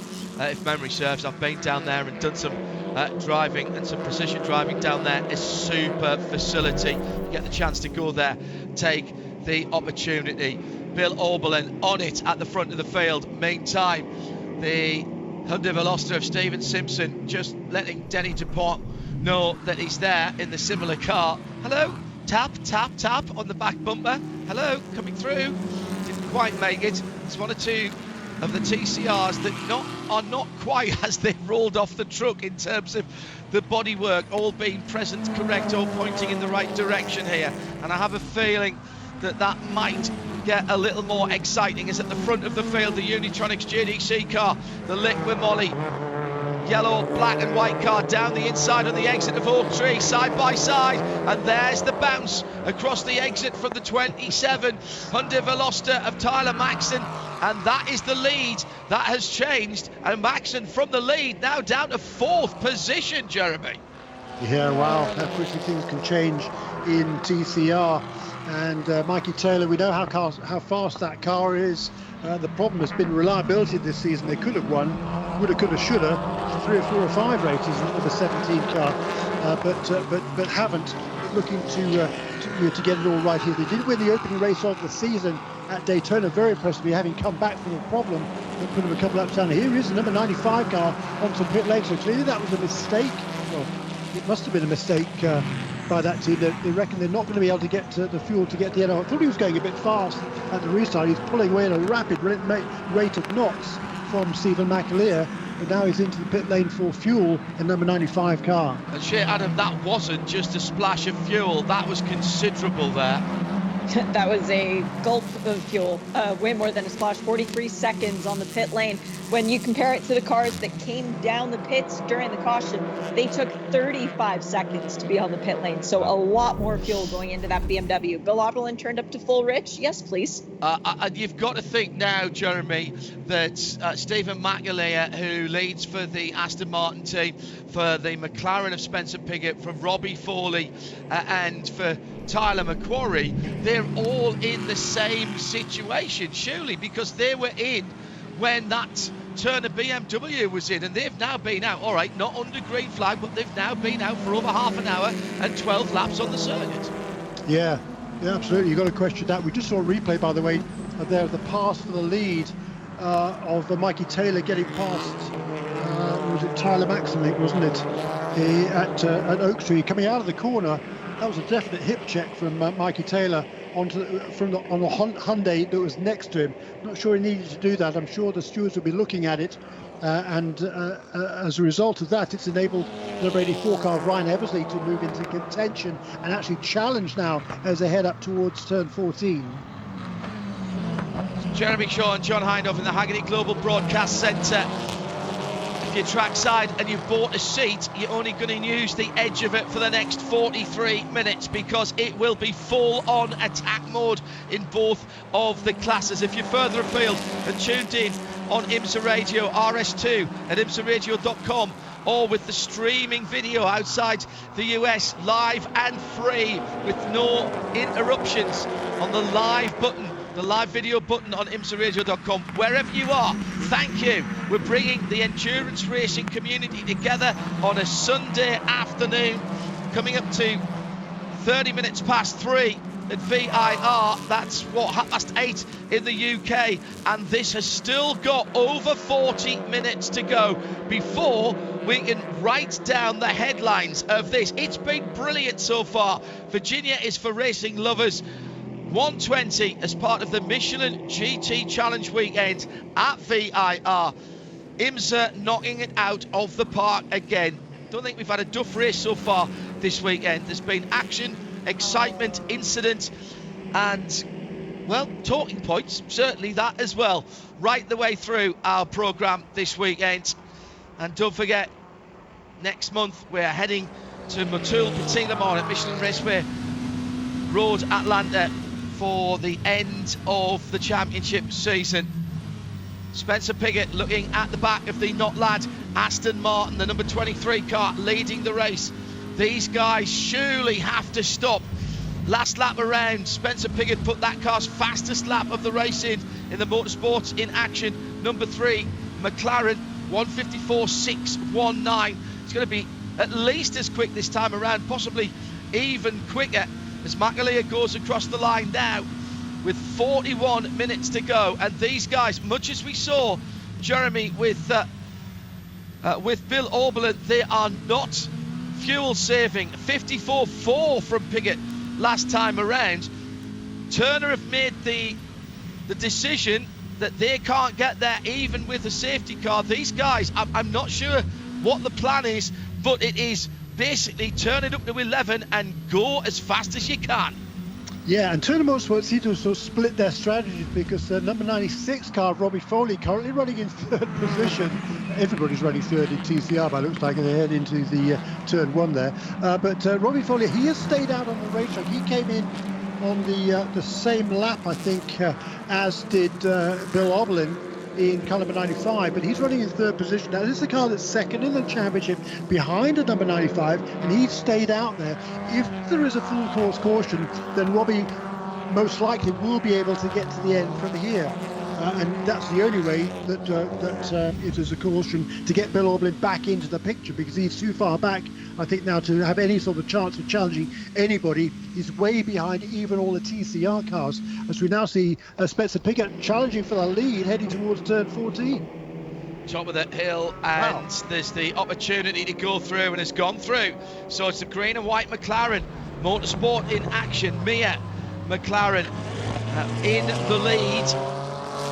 Diving down towards the hog pen now. Third position for Robbie Foley in the M4 GT4 with the yellow bonnet. That's the number 96 car with the yellow hood. Cross the line, and in comes the second Turner car. Actually, it's the leading Turner car. So they've made the same consideration. That's 14 laps in, Jeremy, and they're going to drop way back down the field. Now, there will be some cars ahead of them that have to stop, but there's an awful lot who've already made their stop under that yellow, the full course caution earlier on. And this is going to be a very, very difficult task now for the Turner Motorsport team if they're going to be eating tacos. Yeah, wow. Bill Oberlin, by the way, at the back of the pack, now in the 26th position overall. He's just reset fastest lap of the race in that BMW, 153.866. The lap record was set a couple of years ago by Ross Gunn in Aston Martin at 152.7. So we've still got some way to go to catch that. But now, for the first time this season, is it, that Spencer Piggott, in his first season with this MIA team, the McLaren, leads the race. That is very cool, and he's just turned his fastest lap of the race, also 154.3 for Spencer. Shea Adam is keeping an eye on the cars who've been out for 36, 37 minutes now with this VP Racing Fuel Pit and Paddock Report. Shea, who do we reckon are going to have to come to pit road whilst we're under green at the moment? Well, we've got 38 minutes on the clock for Spencer Piggott, Stephen McAleer, Tyler McQuarrie. Those are the three cars that did not come back down the pit lane. We know that Spencer Piggott is running low on fuel because he short-fueled the last time that he did come back down the pit lane. And I have to give a chapeau to Turner Motorsport, the two pit times for their two cars. Not even a 10th difference between them. Race Control, by the way, John, has had a look at that incident between car 17 and car 27, the battle for the TCR lead. Mikey Taylor has been given incident responsibility with Tyler Gonzalez, but it is only a warning for now. Right, okay. So we're keeping an eye. Watch what you're doing. Ryan Eversley. Significant decision. Yeah, agreed. Ryan Eversley. That was a very forceful pass. I mean, it wasn't as if they were going into the corner and he was diving down the inside. They were coming out of the corner under acceleration, and he just used up all the racetrack and pushed them off the road. I'm a big fan of Mikey Taylor. I think he's a tremendous talent, but I don't think that was really necessary at that point. He'd already made the turn and was onto the straightaway at that point. So they're in behind at the moment, the two Toyota Supras, the two Riley cars, Jeremy. They are on the end then. Well, one of them at least is on the end of the lead lap, and one of them's a further lap back. Is that correct? What was that? Sorry, the two Rileys? The two Riley cars, yeah. One's at the tail end lead lap. That's Milo. I think he might have fallen off the lead lap as well now. actual fact. Has he just been in the pits again? Yeah, yeah. I think he came in. I think he came in right at the restart actually. So yeah, both of those cars are off the lead lap. But just look at Scott Andrews' lap time, 54.1, which is pretty competitive.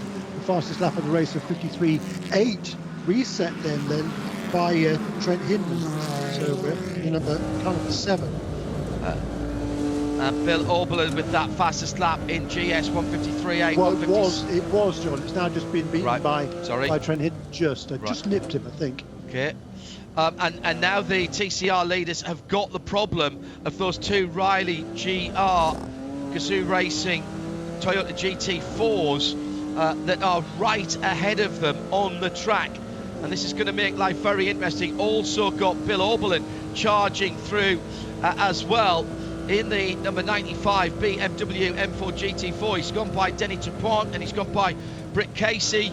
He's on the back straight now and he's already worked his way through the TCR field and he's up to the Hyundai Elantra number 33 of Mark Wilkins, and he's got Ryan Eversley in second and Mikey Taylor the leader just ahead of him, and Bill really does not want to be slowed down at all. Meantime, at the front of the field it's back down to nothing at all, so Spencer Piggott, who'd pulled out a bit of a lead in the Mia McLaren, the Motorsport in Action number 3 McLaren, the white and green machine, going up through the snake now and up into the climbing S's, but he's got the Aston Martin Vantage GT4, the Not Land Racing car of Stephen Magalier, right up his tailpipes, Jeremy. Yeah, and you were right, John. Bill Oberlin still does have the fastest lap of the race in TCR. My mistake, Trent Hinman fractionally slow, 53.88 against 53.84, I think it was, or somewhere thereabouts. 86, believe it. 83. It's even closer than that, yeah. Yeah, super tight. But they're charging along. But the Bill Oberlin certainly, he's going to need a full course caution to get back in the big picture here, as indeed is his teammate Robbie Foley, who did he come out behind him? Yes, he did come out behind him. Full course yellow. It is the number 88 again. This is the black and green Honda that is off the circuit. It's Carl Whitmer. And he is off the circuit at the exit of turn 1. So this is going to drag everybody back together again. So this is exactly what Turner needed. Now the problem is I don't think it's 15 minutes since the last full course yellow, so we may not do a full setup. In fact, actually, Carl Whitmer has just pulled the car off the track there because I think the 4-cylinder 2-litre engine was on its way out, and it was throwing out a bit of rubbish at the back there. Shay, go ahead. I think it has been 15 minutes since our last FCY. I'm just trying to find it on the timing, but it feels like it's been longer than that since we've had people who came in for that last splash. That was 26 minutes ago that they came back in. It has not yet been called a short yellow. So full course yellow indeed. A quick update for you. Thank you to Lewis Malone. He's sitting on the Alpha pit box. He's calling the strategy for that team, and he still has time to text us to tell us what's going on. Brilliant. A loose connector on the steering wheel is what plagued the car during Roy Block's early stint. They fixed it. They're now 2 laps down. Well, they'll be 1 lap down after all this shakes out. But Tim Lewis giving it his all and did go purple a few laps ago. Thank you for that. Good opportunity for us to thank all of the team representatives and manufacturer representatives for making sure that we get the information in these difficult couple of years that we've had. The rapid response vehicle, the AMR Cayenne GTS, is on the scene, and already the driver Carl Whitmer has been removed from the 88 car. Also a good opportunity for us to thank our colleagues without whom we can't do our broadcast here on IMSA Radio and IMSA TV. Over in London, it's Rob Lomas again this weekend, making sure that we speak to the world on RS2 at IMSARadio.com, the home of all IMSA content. And if you want to check out any of the archive or our features, www.imsaradio.com. At the circuit, our IMSA technical team, as ever, exemplary in not only setting up everything for all of the teams and putting in the internet and all of the infrastructure that is required of a weekend, but they find time to make sure that we can talk to you on the public address system as well. And they're also very good at finding good places to eat.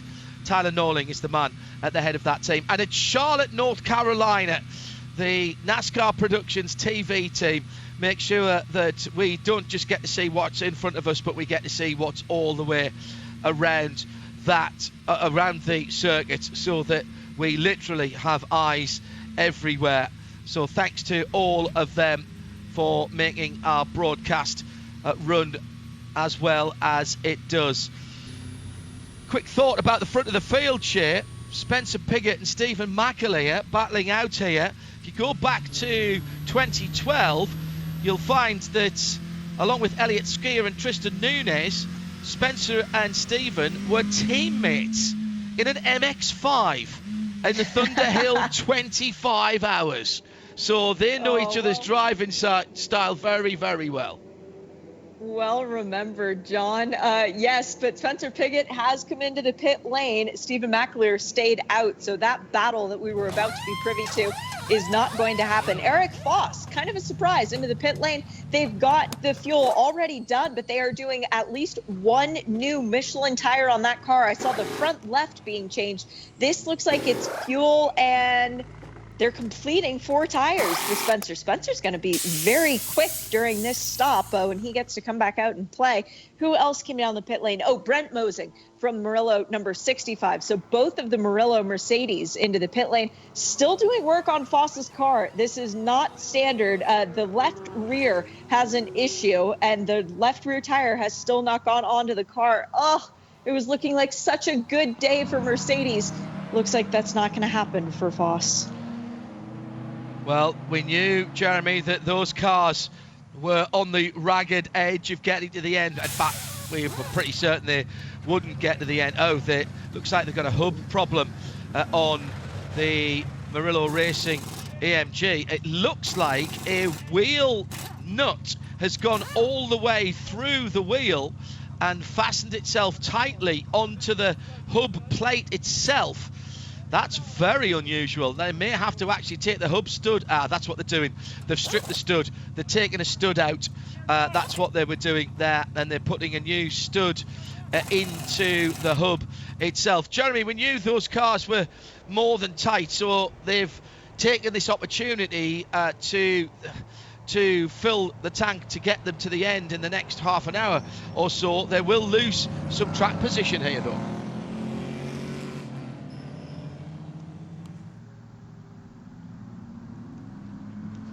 So, Jeremy, with just under half an hour to go, we still have some question marks about who's where and who's got fuel. It's still not cut and dried here, is it? It isn't, no, and great shame, but clearly a mechanical problem in number 56 car, because they had been in along with everybody else during that previous caution period, though, so shouldn't have needed fuel. But clearly Eric Foss, hugely experienced as he is, felt something awry with that Mercedes, so bring it into the pits and see if they can fix it without losing a lap potentially. I don't think that's going to happen, most likely, but what a shame. Been another really good season for this team. They scored their first GS win at Lime Rock recently, since moving up from ST. They had the record is remarkable: 49 top 10s, 25 top 5s in the last 63 races, dating back to 2015. That includes championship winning performances in ST, admittedly, but still, it's been a remarkable run of reliability from this Murillo Racing team, and they've done a great job to get that car back out again.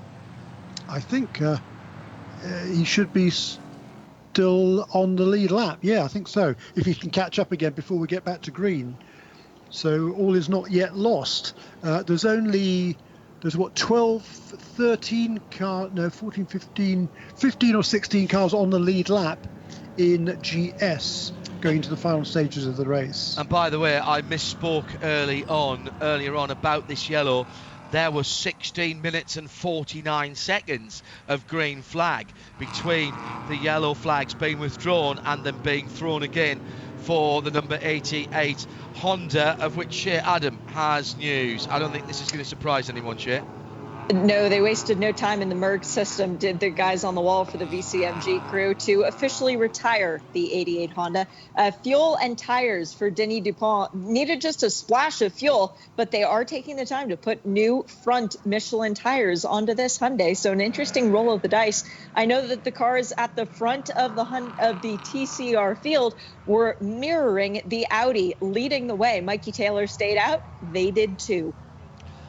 Yeah, this is going to be very, very interesting indeed. When we come back to green flag, it's going to be somewhere a little over 20 minutes. The sun is shining. Track temperature up to 32 Fahrenheit at the moment. No, it must be warmer than that. It's 73 in the air. I'll reset that and tell you my stats say on that, but I can't believe that it's only down there at 32 Fahrenheit. I would believe 32 centigrade. I have to say it. Well, okay, maybe we've got a problem with the sensor. We're starting to split the two classes now, so the GS cars will come back to the front. That means we're not too far away from getting back underway. Jeremy, where's your money? You've got to be kidding. I'm not. Gosh, look, Stephen McAlee, he's going to take some beating, but does he have enough fuel? Tyler McQuarrie, great to see him back in that number 93 car this weekend. A good first stint from Mark Siegel. Tyler McQuarrie, of course, the champion in this series just a couple of years ago for this car barn with Peregrine Racing Team. Number 93 in second place. Jan Halen, well, Shea Adam talked about him earlier in the race. He's very much in contention.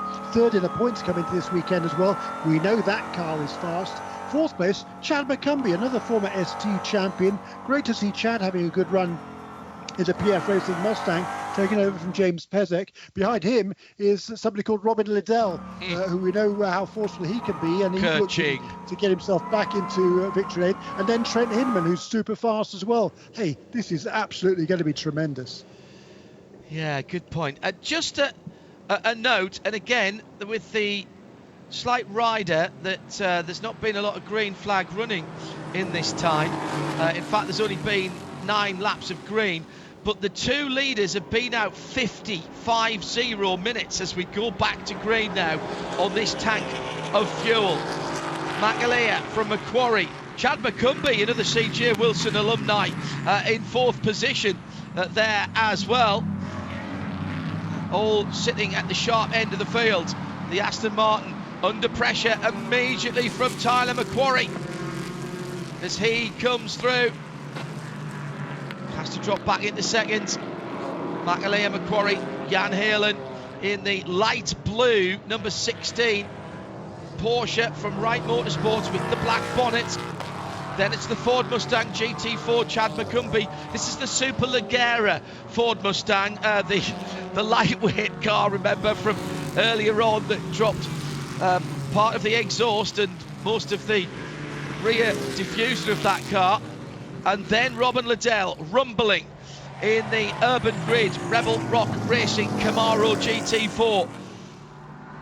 Liddell's eyes will be lighting up because he can see the leader and he's only 3 cars ahead of him. Straight down the inside of the PF Mustang at the Oak Tree turn. Clean as you like, the Scotsman sized through and is followed through by Trent Hinman in the bright yellow Volt Racing Aston Martin. Well, didn't take long for us to find out what kind of mood Robin Liddell was in, Jeremy. That was lovely, wasn't it? It was good, yeah, and Chad McCumbee did run off the road on the exit there, but I don't think he was really forced off by Robin Liddell. I think maybe taken by surprise a little bit, just carried a little bit too much speed. I mean, Robin was clearly alongside him in the braking area, and Chad kind of tried to fight it out and ended up losing 2 or 3 positions, but he's still having a really good run in that Ford Mustang. It's the only Mustang in the field, sadly. Well, I love those cars and I'd love to see more of them, but he's running very, very well. And by the way, Jan Helen's gone up into second as well. in that blue, white and black. Right, number 16, that's the 718 Cayman GT4 Club Sport. And Robin Liddell has carved his way to the back then of Tyler McQuarrie. So Liddell in 4th, McQuarrie in 3rd, Halen in 2nd, and Stephen McAleer by half a second leads in the orangey red Aston Martin, going through turn 5 now and through the snake under what are now beautiful conditions. Really blue skies, a little bit of Simpsons fluffy cloud, but strong shadows now. So the temperature's coming up 77 Fahrenheit on the track now, thanks to Al Kamel for resetting that information for me. As we've got 20 and a half minutes to go. This is about perfect, Jeremy, for racing. Finally the sun's come out to play as well, just to join in the fun. What a great race this has been. And by the way, Bill Omlin is now up into the top 10 in 10th position in that number 95 car that has set the fastest lap of the race.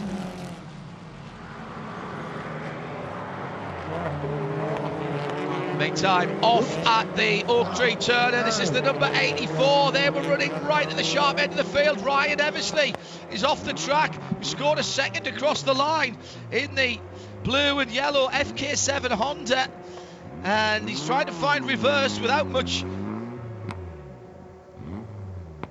success at the moment. Now he's got it. Now he's trying to get it back into first. Gearbox maybe not playing there.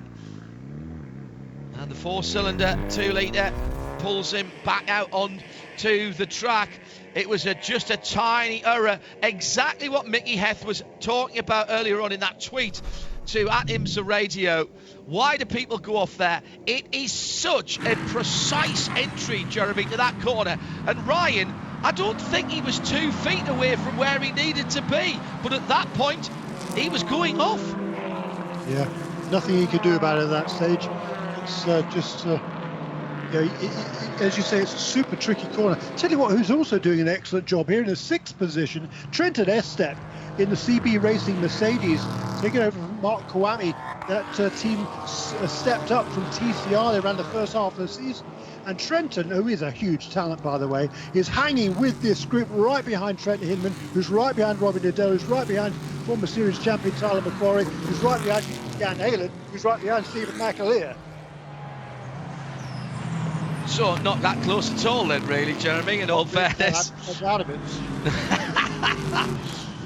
McAleer is the guy at the front of the field. McAleer and McQuarrie are the ones who are worst off for fuel. Trent Hinman of that lot is the best up for fuel by a couple of laps over Robin Liddell and Jan Halen, but that's a couple of basically yellow flag laps. So we're talking very fine margins here between that top 4. But certainly the leader, the number 23 Aston Martin, and the 3rd placed Audi, the number 93 of Tyler McQuarrie, those guys, 23 laps under the wheels. In time, they're out of fuel, but of course they're not, because we've had so much yellow. 57 minutes they've been out, but they've had 10 laps of full course yellow, and that's about 25 minutes. So take that off, or at least a chunk of that off, Jeremy, what they've been running. But I'm not sure they're going to make 17 minutes from here. Yeah, that's going to be the interesting thing, certainly. And Stephen McAleer defending the inside line, making Jan Halen go around the outside. If he's going to make that move into turn 1, he isn't. So McAleer holds on to that lead by the barest of margins. And ditto, Tyler McQuarrie trying to hold off those 3 cars behind him. They were covered as they came across the line, all those top 6 cars, by a hair over 1.5 seconds. Yes, that's how close it is. A lot quicker than I can say it, that's for sure. Brilliant race at the front of the field. Shea Adam with news on Wright Motorsports number 18 Cayman. They are telling Jan Halen to push like crazy at this point. He can smell the wind. He needs no encouragement. Very quiet on the radio is Jan Halen. Just an update for you on the Toyotas. Both of them are now behind the wall. So for Riley Motorsport, not the best day. And the other thing you guys were just talking about, that number 18 Mercedes. CB Motorsport was here until 1 a.m. fixing that car after a big off in the rain-sodden practice yesterday for Mark Vame. But now the crew being repaid with Trenton Estep running up in the 6th position.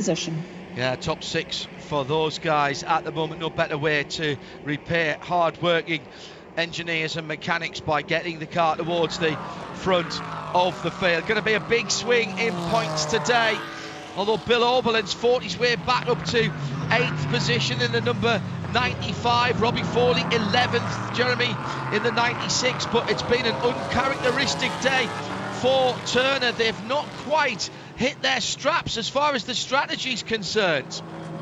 No, really surprising for that team. Of course, ironically, with that extra caution period, perhaps they could have made it to the end. Who knows? But Bill Oberlin, he's still charging hard. He's up into 8th place last time around behind the Mustang. Is he ahead of the Mustang now? Yes, he is well ahead of the Mustang and closing in on that lead battle, no question about it. So it is Stephen McAleer who leads just from Jan Halen. And but watch now, Bill Oberlin up into 7th position in at number 95 BMW. We'll come back to him. Fastest lap of the race last time around for Stephen McAleer. He's pushing on a 1:54.3, 9.8, 54.5 for Jan Halen in 2nd position. The gap is barely measurable. It's a couple of tenths, isn't it? And then in 3rd position, Tyler McQuarrie's just done his fastest lap of the race, a 54.7. He had to, because Robin Liddell is basically, if there was a trunk, a boot in that car, Robin Liddell would be in it right now. There isn't. There's an engine back there instead, but Liddell is really pushing on. He smells the podium or better in that Urban Grid Camaro, and it's rumbling up to the top of the hill at the moment, but he's got Trent Hinman, and I suspect, Jeremy Shaw, that Trent has his eyes on the same prize that Robin Liddell does. No doubt about it. No doubt about it. What a great race this is turning out to be. Yeah, any of these contenders can win the race, no question. And with 14 minutes to go, that's going to be another 9, possibly 10 laps to the end from here. So once again, the Porsche, look at how fast that car is on the straight line. And he's going to have to go around the outside of Stephen McAleer. He's going to make that pass at turn 14. That ain't going to happen. Jeremy Shaw is in the Haggerty Global Broadcast Centre with me, John Hindhaugh. We've got just on 14 minutes to go. We've got a top 5 separated by actually nothing at all. There's barely a car's length between any of them. And outside the top 5, Trenton Estep is trying to get back on terms in the number 18 Mercedes-Benz. He's not that far away in the black and green car. Once again, Jan Halen swings to the outside, to driver's left in this case, as he goes in turn 1, but he's trying the over and under. We've seen this work this weekend in other series. You've got to get the grip off the corner though, and Robin Liddell trying the same manoeuvre behind to try and get up into 3rd position with Tyler McQuarrie in that grey and green Audi.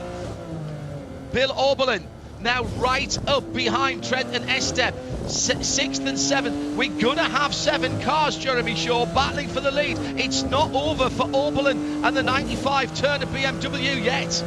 It is not. This is just tremendous racing. What a great day of action here at VIRginia International Raceway, and a tremendous way to cap it off. Both Tyler McQuarrie in 3rd place and Robin Liddell in 4th set their fastest laps of the race on the last time around. That's lap 48 in this race, and they are pushing so hard, and all very experienced drivers at the front of the field.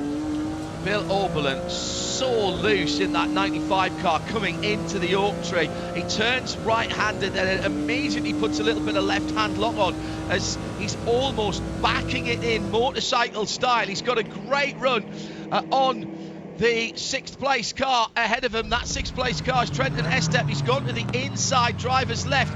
He might be able to get that done as they come over the top of the brow, but it's a big ask. Has he made it? He has! He's made it work! So Oberlin up to 6th position. His next target, acquired, is Trent Hindman, who is just ahead of him in the bright yellow Aston Martin. Meantime, Trent himself is drafting Robin Liddell, who's trying to get up the inside of 3rd place Tyler McQuarrie. Jan Halen's gone to the lead. Jan Halen's used the draft and gone through. Stephen McAleer couldn't hold him back any longer. And Robin Liddell is wanting to go through. The Scotsman realising now that with Jan Halen at the head of the field, he's got to get by and start a challenge.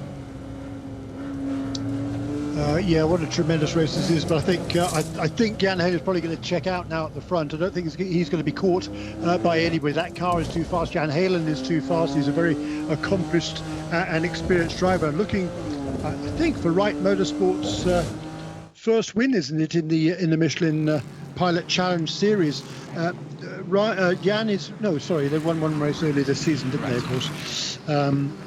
Last time out, of course, that was at WorldTech Raceway Laguna Seca, wasn't it? How quickly we forget. That was when Ryan Hardwick had to step out of the car and Max Root stepped in. He was on the pole position for the second time. He's only done 2 races in that car with that team. He was on pole both times. Second, he finished in the other race, which was at Sebring, and then had the win last time out. So it looking like 2 wins in a row now for 16 car. But Trendon Estep, he's not giving up with Bill Oberlin, is he? Great stuff. Whoa. Big contact. Continued contact there as well between Trendon Estep and Bill Oberlin. The number 95 car, as they were in, that would be turn 4. That must have been last time around, or has that come back to... Yeah, that was Estep coming back into that 6th position. Thought that was a replay of earlier in the lap before Bill got through. I'll be very surprised if there's no damage there. Meantime, the Alpha laps down, but is fighting its way through the leaders, Jeremy Shaw, in TCR, who are all together. And this could be very interesting indeed. The little dark-coloured Alpha is not in this fight after their steering wheel connector issue earlier on. But my goodness me, we're seeing just how quick that Giulietta is. Yeah, indeed. And Tim Lewis has set, actually on the last lap, his fastest lap. Is that the fastest lap in the class? Yes, I think it is, a 56.7. Correct. For Tim Lewis. You're right, he's a couple of laps behind the leaders in TCR, but he's charging along there and making his point once again. It's a super little car, great looking little car, isn't it? And it's different, Jeremy. It's different in the way that it looks. It's got a different quote-unquote face because it's got that Alpha shield. You're not going to mistake it for anything else in the car park, at the supermarket, or here on the racetrack. I love it. I ran one of those cars for 3 or 4 months. The Quadrifoglio line car, albeit it was a diesel, but it was a 6-speed diesel. I took one across to Europe and did a lot of mileage in it and thoroughly enjoyed driving it. Proper driver's car, and I really hope Alpha continue with their experiment of being in the United States. I know the Stelvio is available, the SUV, at the moment. There are some new cars, including a slightly smaller crossover-sized SUV to come from Alpha, and let's hope they make their way over here to the States as well. Front of the field, Jan Heylen has... Jeremy, he's defied you. He has not cleared off, and Stephen McAlee is right on his tail again. Yeah, very interesting that, isn't it? Because and now the Aston seems to be challenging as they head towards the stripe here. We've got 8 minutes and a little bit remaining in this race. Bill Oberlin has got back past Trendon Estep again, but Jan Heylen now is being challenged around the outside as they go back to turn 1 by Stephen McAlee. Well, Stephen McAlee and Tyler McQuarrie, 2nd and 3rd in the Tangerine Aston and the grey and green Audi. Those 2 guys were last in the pits a very long time ago. In fact, they were last in the pits a lap after Bill Oberlin made his penultimate pit stop, and Turner didn't think they could make it. Very interesting that those 2 guys are clearly now, Jeremy, going to the end when Turner bailed out of that fight. But of course they didn't know another yellow flag was coming. Yeah, that's exactly right. And up into 3rd place, by the way, or 4th place I should say, is number 7, Trent Hidman. He's managed to sneak past Robin Liddell on that previous lap, and now he is challenging Tyler McQuarrie for the final podium position. So it's nose to tail. It's Porsche, Aston Martin, Audi, Aston Martin, then a little bit of a gap back now to Bill Oberlin. Where's Liddell? Where is Liddell? I thought that was Bill Oberlin. Maybe I was having a look when we come back into frame. But now the Aston Martin of Trent Hidman is challenging Oberlin's and moving ahead. Liddell has dropped back. and I think Oberlin's gone through into 5th position. So the run from Robin Liddell, well, he has been out the next longest, other than the 2 cars in 1st and 2nd position. Sorry, check that, 2nd and 3rd position. He's been out 52 minutes already, and there's still 6 minutes to go. So was that a mistake by Liddell, or has he been told to ease his pace and try and get a top 6 finish? He's got Trent and Estep right behind him now. Oberlin continues to... Now, he's got no worries now, Jeremy, of course, about fuel, because they made that extra stop and they won't have been short on that stop. So he can run full rich all the way to the end, whenever the end might be.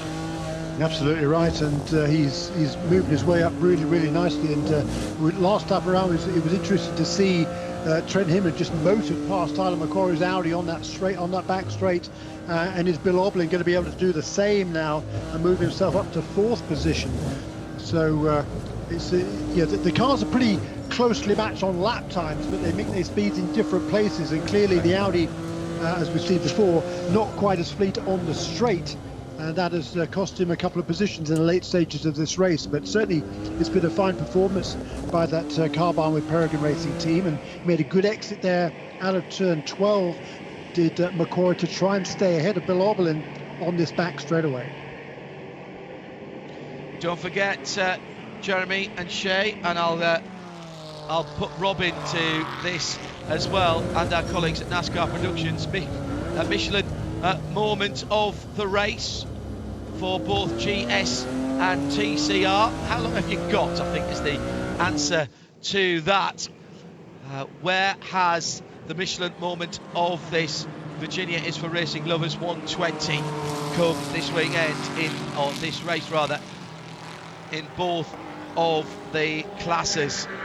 Has it been an exceptional overtaking manoeuvre? Has it been a strategy call? Has it just been an awesome drive? Bill Oberlin putting himself in the frame, I would think, at the moment, Turner having to make a difficult course.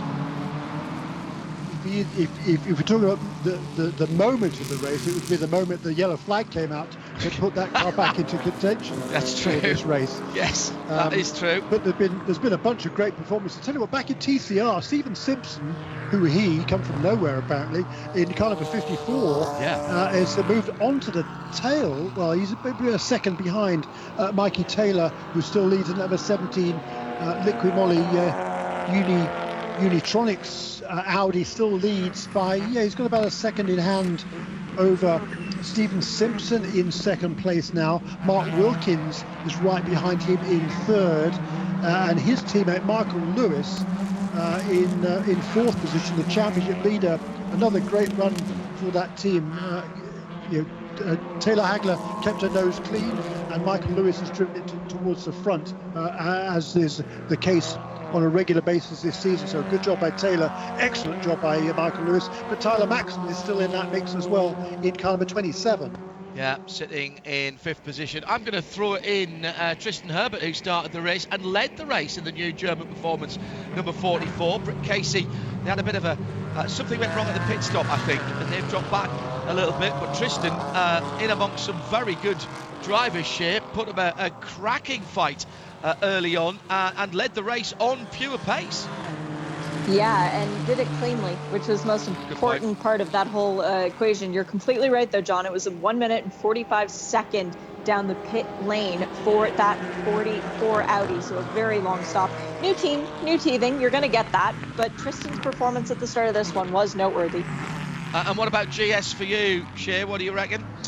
It doesn't matter if it was Patrick Gallagher or Stephen McAleer. That 23 Aston Martin has been at the head of the field and battling hard the whole way through, so I got to give it to them.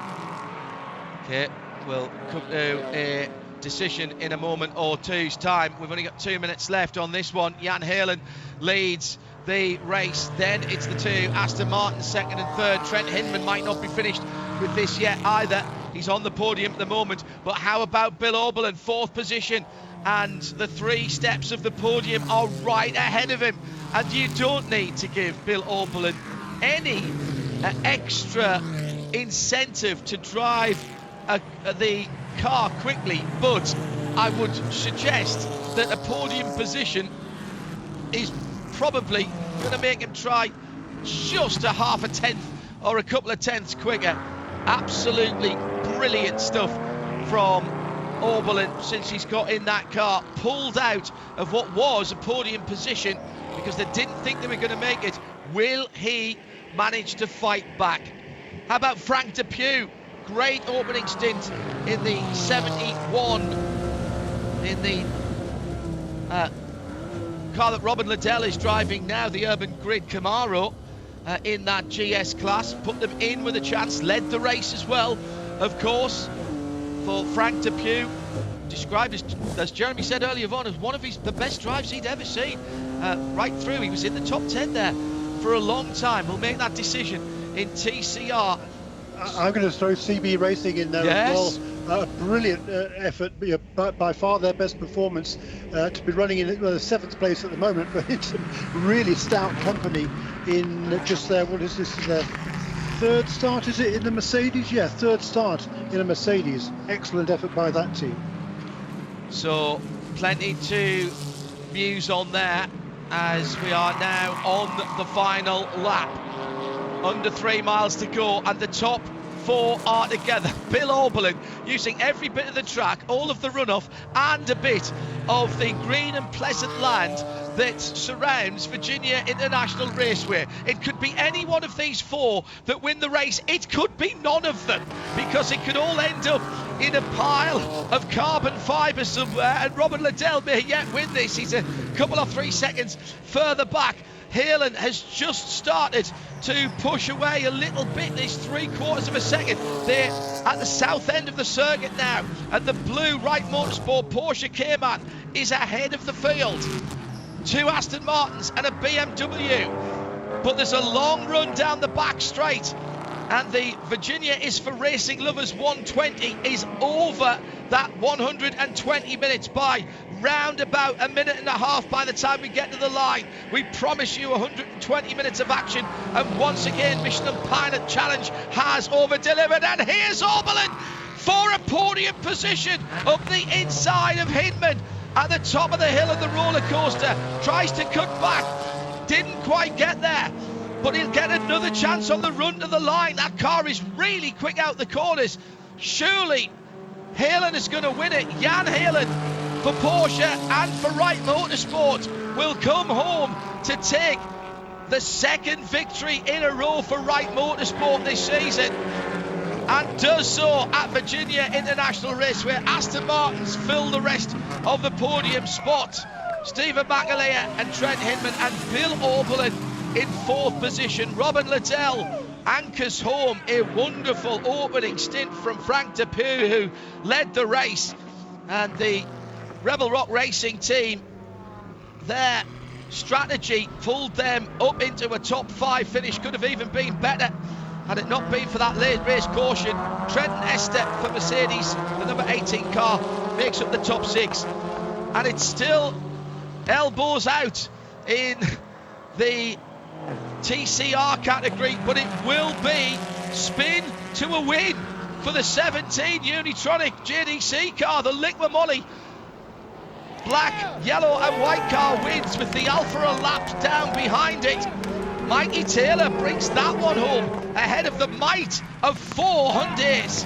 Veloster, Elantra, Veloster, Veloster. What a run for Unitronics. Jeremy Shaw. Well, just a tremendous motor race. Absolutely first-class action.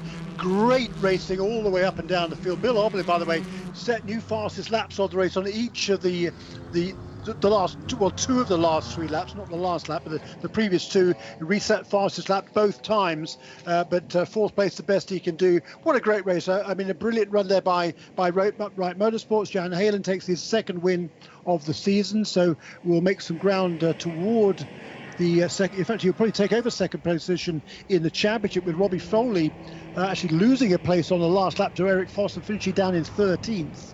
He was 2nd in the points coming into this weekend, the teammate to Bill Oberlin, the championship leader. That's Jeremy Shaw, Shea Adam, sum up what you've seen in the last 2 hours and a couple of minutes? Just phenomenal racing. I'm trying to do a little bit of math here, and given Bill Auberlin's finishing position, there was an 80 points difference between them and a 70 point difference. Yeah, so it will still be Auberlin and McEvoy leading by 10 points over Jan Halen heading into the finale, the Fox Factory 120. But how about that drive for the Unitronic JDC Audi? Their second win of the year. The first one came at the 3-hour contest at Daytona. They haven't even been on the podium since then. So for that Audi, that's a huge day. And then the 2 Hyundais rounding out the podium. Good day all around for everybody in TCR. Well, we had a number of thoughts on the Michelin moment of the race. We don't always give it to the cars that have won their class, and in this case it's not going to be. Going to slightly break with tradition and go to not the drivers who finished the race, but the drivers that started. By the way, Jan Halen, no wonder he would. He couldn't see what was behind him on the right hand side because his wing mirror's folded over where there've been some contact. The door mirror's folded over. We're going to Shea mentioned this, and it was one of mine as well. Tristan Herbert in the number 44 Audi at the front of the start of the race for leading the race and being right up there with some very experienced drivers. And Jeremy Shaw called Frank Depue's first stint the best drive he's ever seen from Frank, and that's the moment of the race in GS. So 2 drivers who seemingly were in the car a very long time ago. Those are our Michelin moments of the race, and neither of their cars have finished on the podium, but that's not what it's about. The VP Racing Fuel checkered flag has been put in the hand of Jan Halen, and he'll go to victory lane in the number 16 right, 718 Cayman. Jeremy Shaw has been doing the arithmetic. These points are unofficial, as are the results until after post-race tech. But how does it stand as we go forward to the final race of the season? Well, an incredible fight back for Bill Auberlin. He will now have 2340 points, he and Dylan McEvoy, to the 2330. 10 points difference, as Jay Adam said there, to Jan Halen, who will move up into second position. Robbie Foley will have 2200 points in third position. The fourth in the points this weekend, Russell Ward came into the weekend fourth in points. Winwood Racing, unfortunately, not here for the rest of the season, which is a great shame, having had some very, very good runs. So those will be the top 3 contenders in GS heading for the championship race. And sorry, in TCR, Jeremy, sorry. Yeah, in TCR, Taylor Hagler and Michael Lewis with another great run here to finish in the 5th position. They actually got shuffled down one, I think, right at the end there, but they also have a handy lead over Parker Chase. Harry Gottsek, I have to figure that out, whether Mark Wilkins with third place actually might move up into second position. It's all Hyundai in any case. Manufacturer Championship, by the way, overall, 2740 unofficially for BMW, to the 2680 of Porsche, move up into second place, I think, ahead of Mercedes on 2600. So again, all to play for there, the Manufacturer Championship in GS. I love this series, Jeremy. I love this series. What a drive by Mikey Taylor. Remember the 17 car called that number early on. Car was off the circuit and dropped way down, but a combination of great driving and great strategy has brought that car to the front of the field. And Wright Motorsport, the Porsche 718 came in hitting well, form at the right time, Jeremy. Momentum is a great thing, and they go into the final round at Motul Petit Le Mans weekends. Surely you've got to say, with the circuit like roads Atlanta, you've got to say that you'd look at those guys straight away, wouldn't you?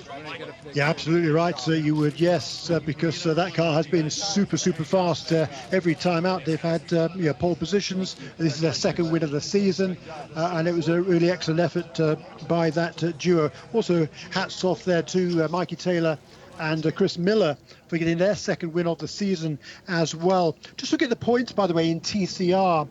I think it's not quite wrapped up for Taylor Hagler and Michael Lewis, but it's certainly close. They're going to have 2,610 points, and they will have a 230 point edge over Parker Chase heading into the finale.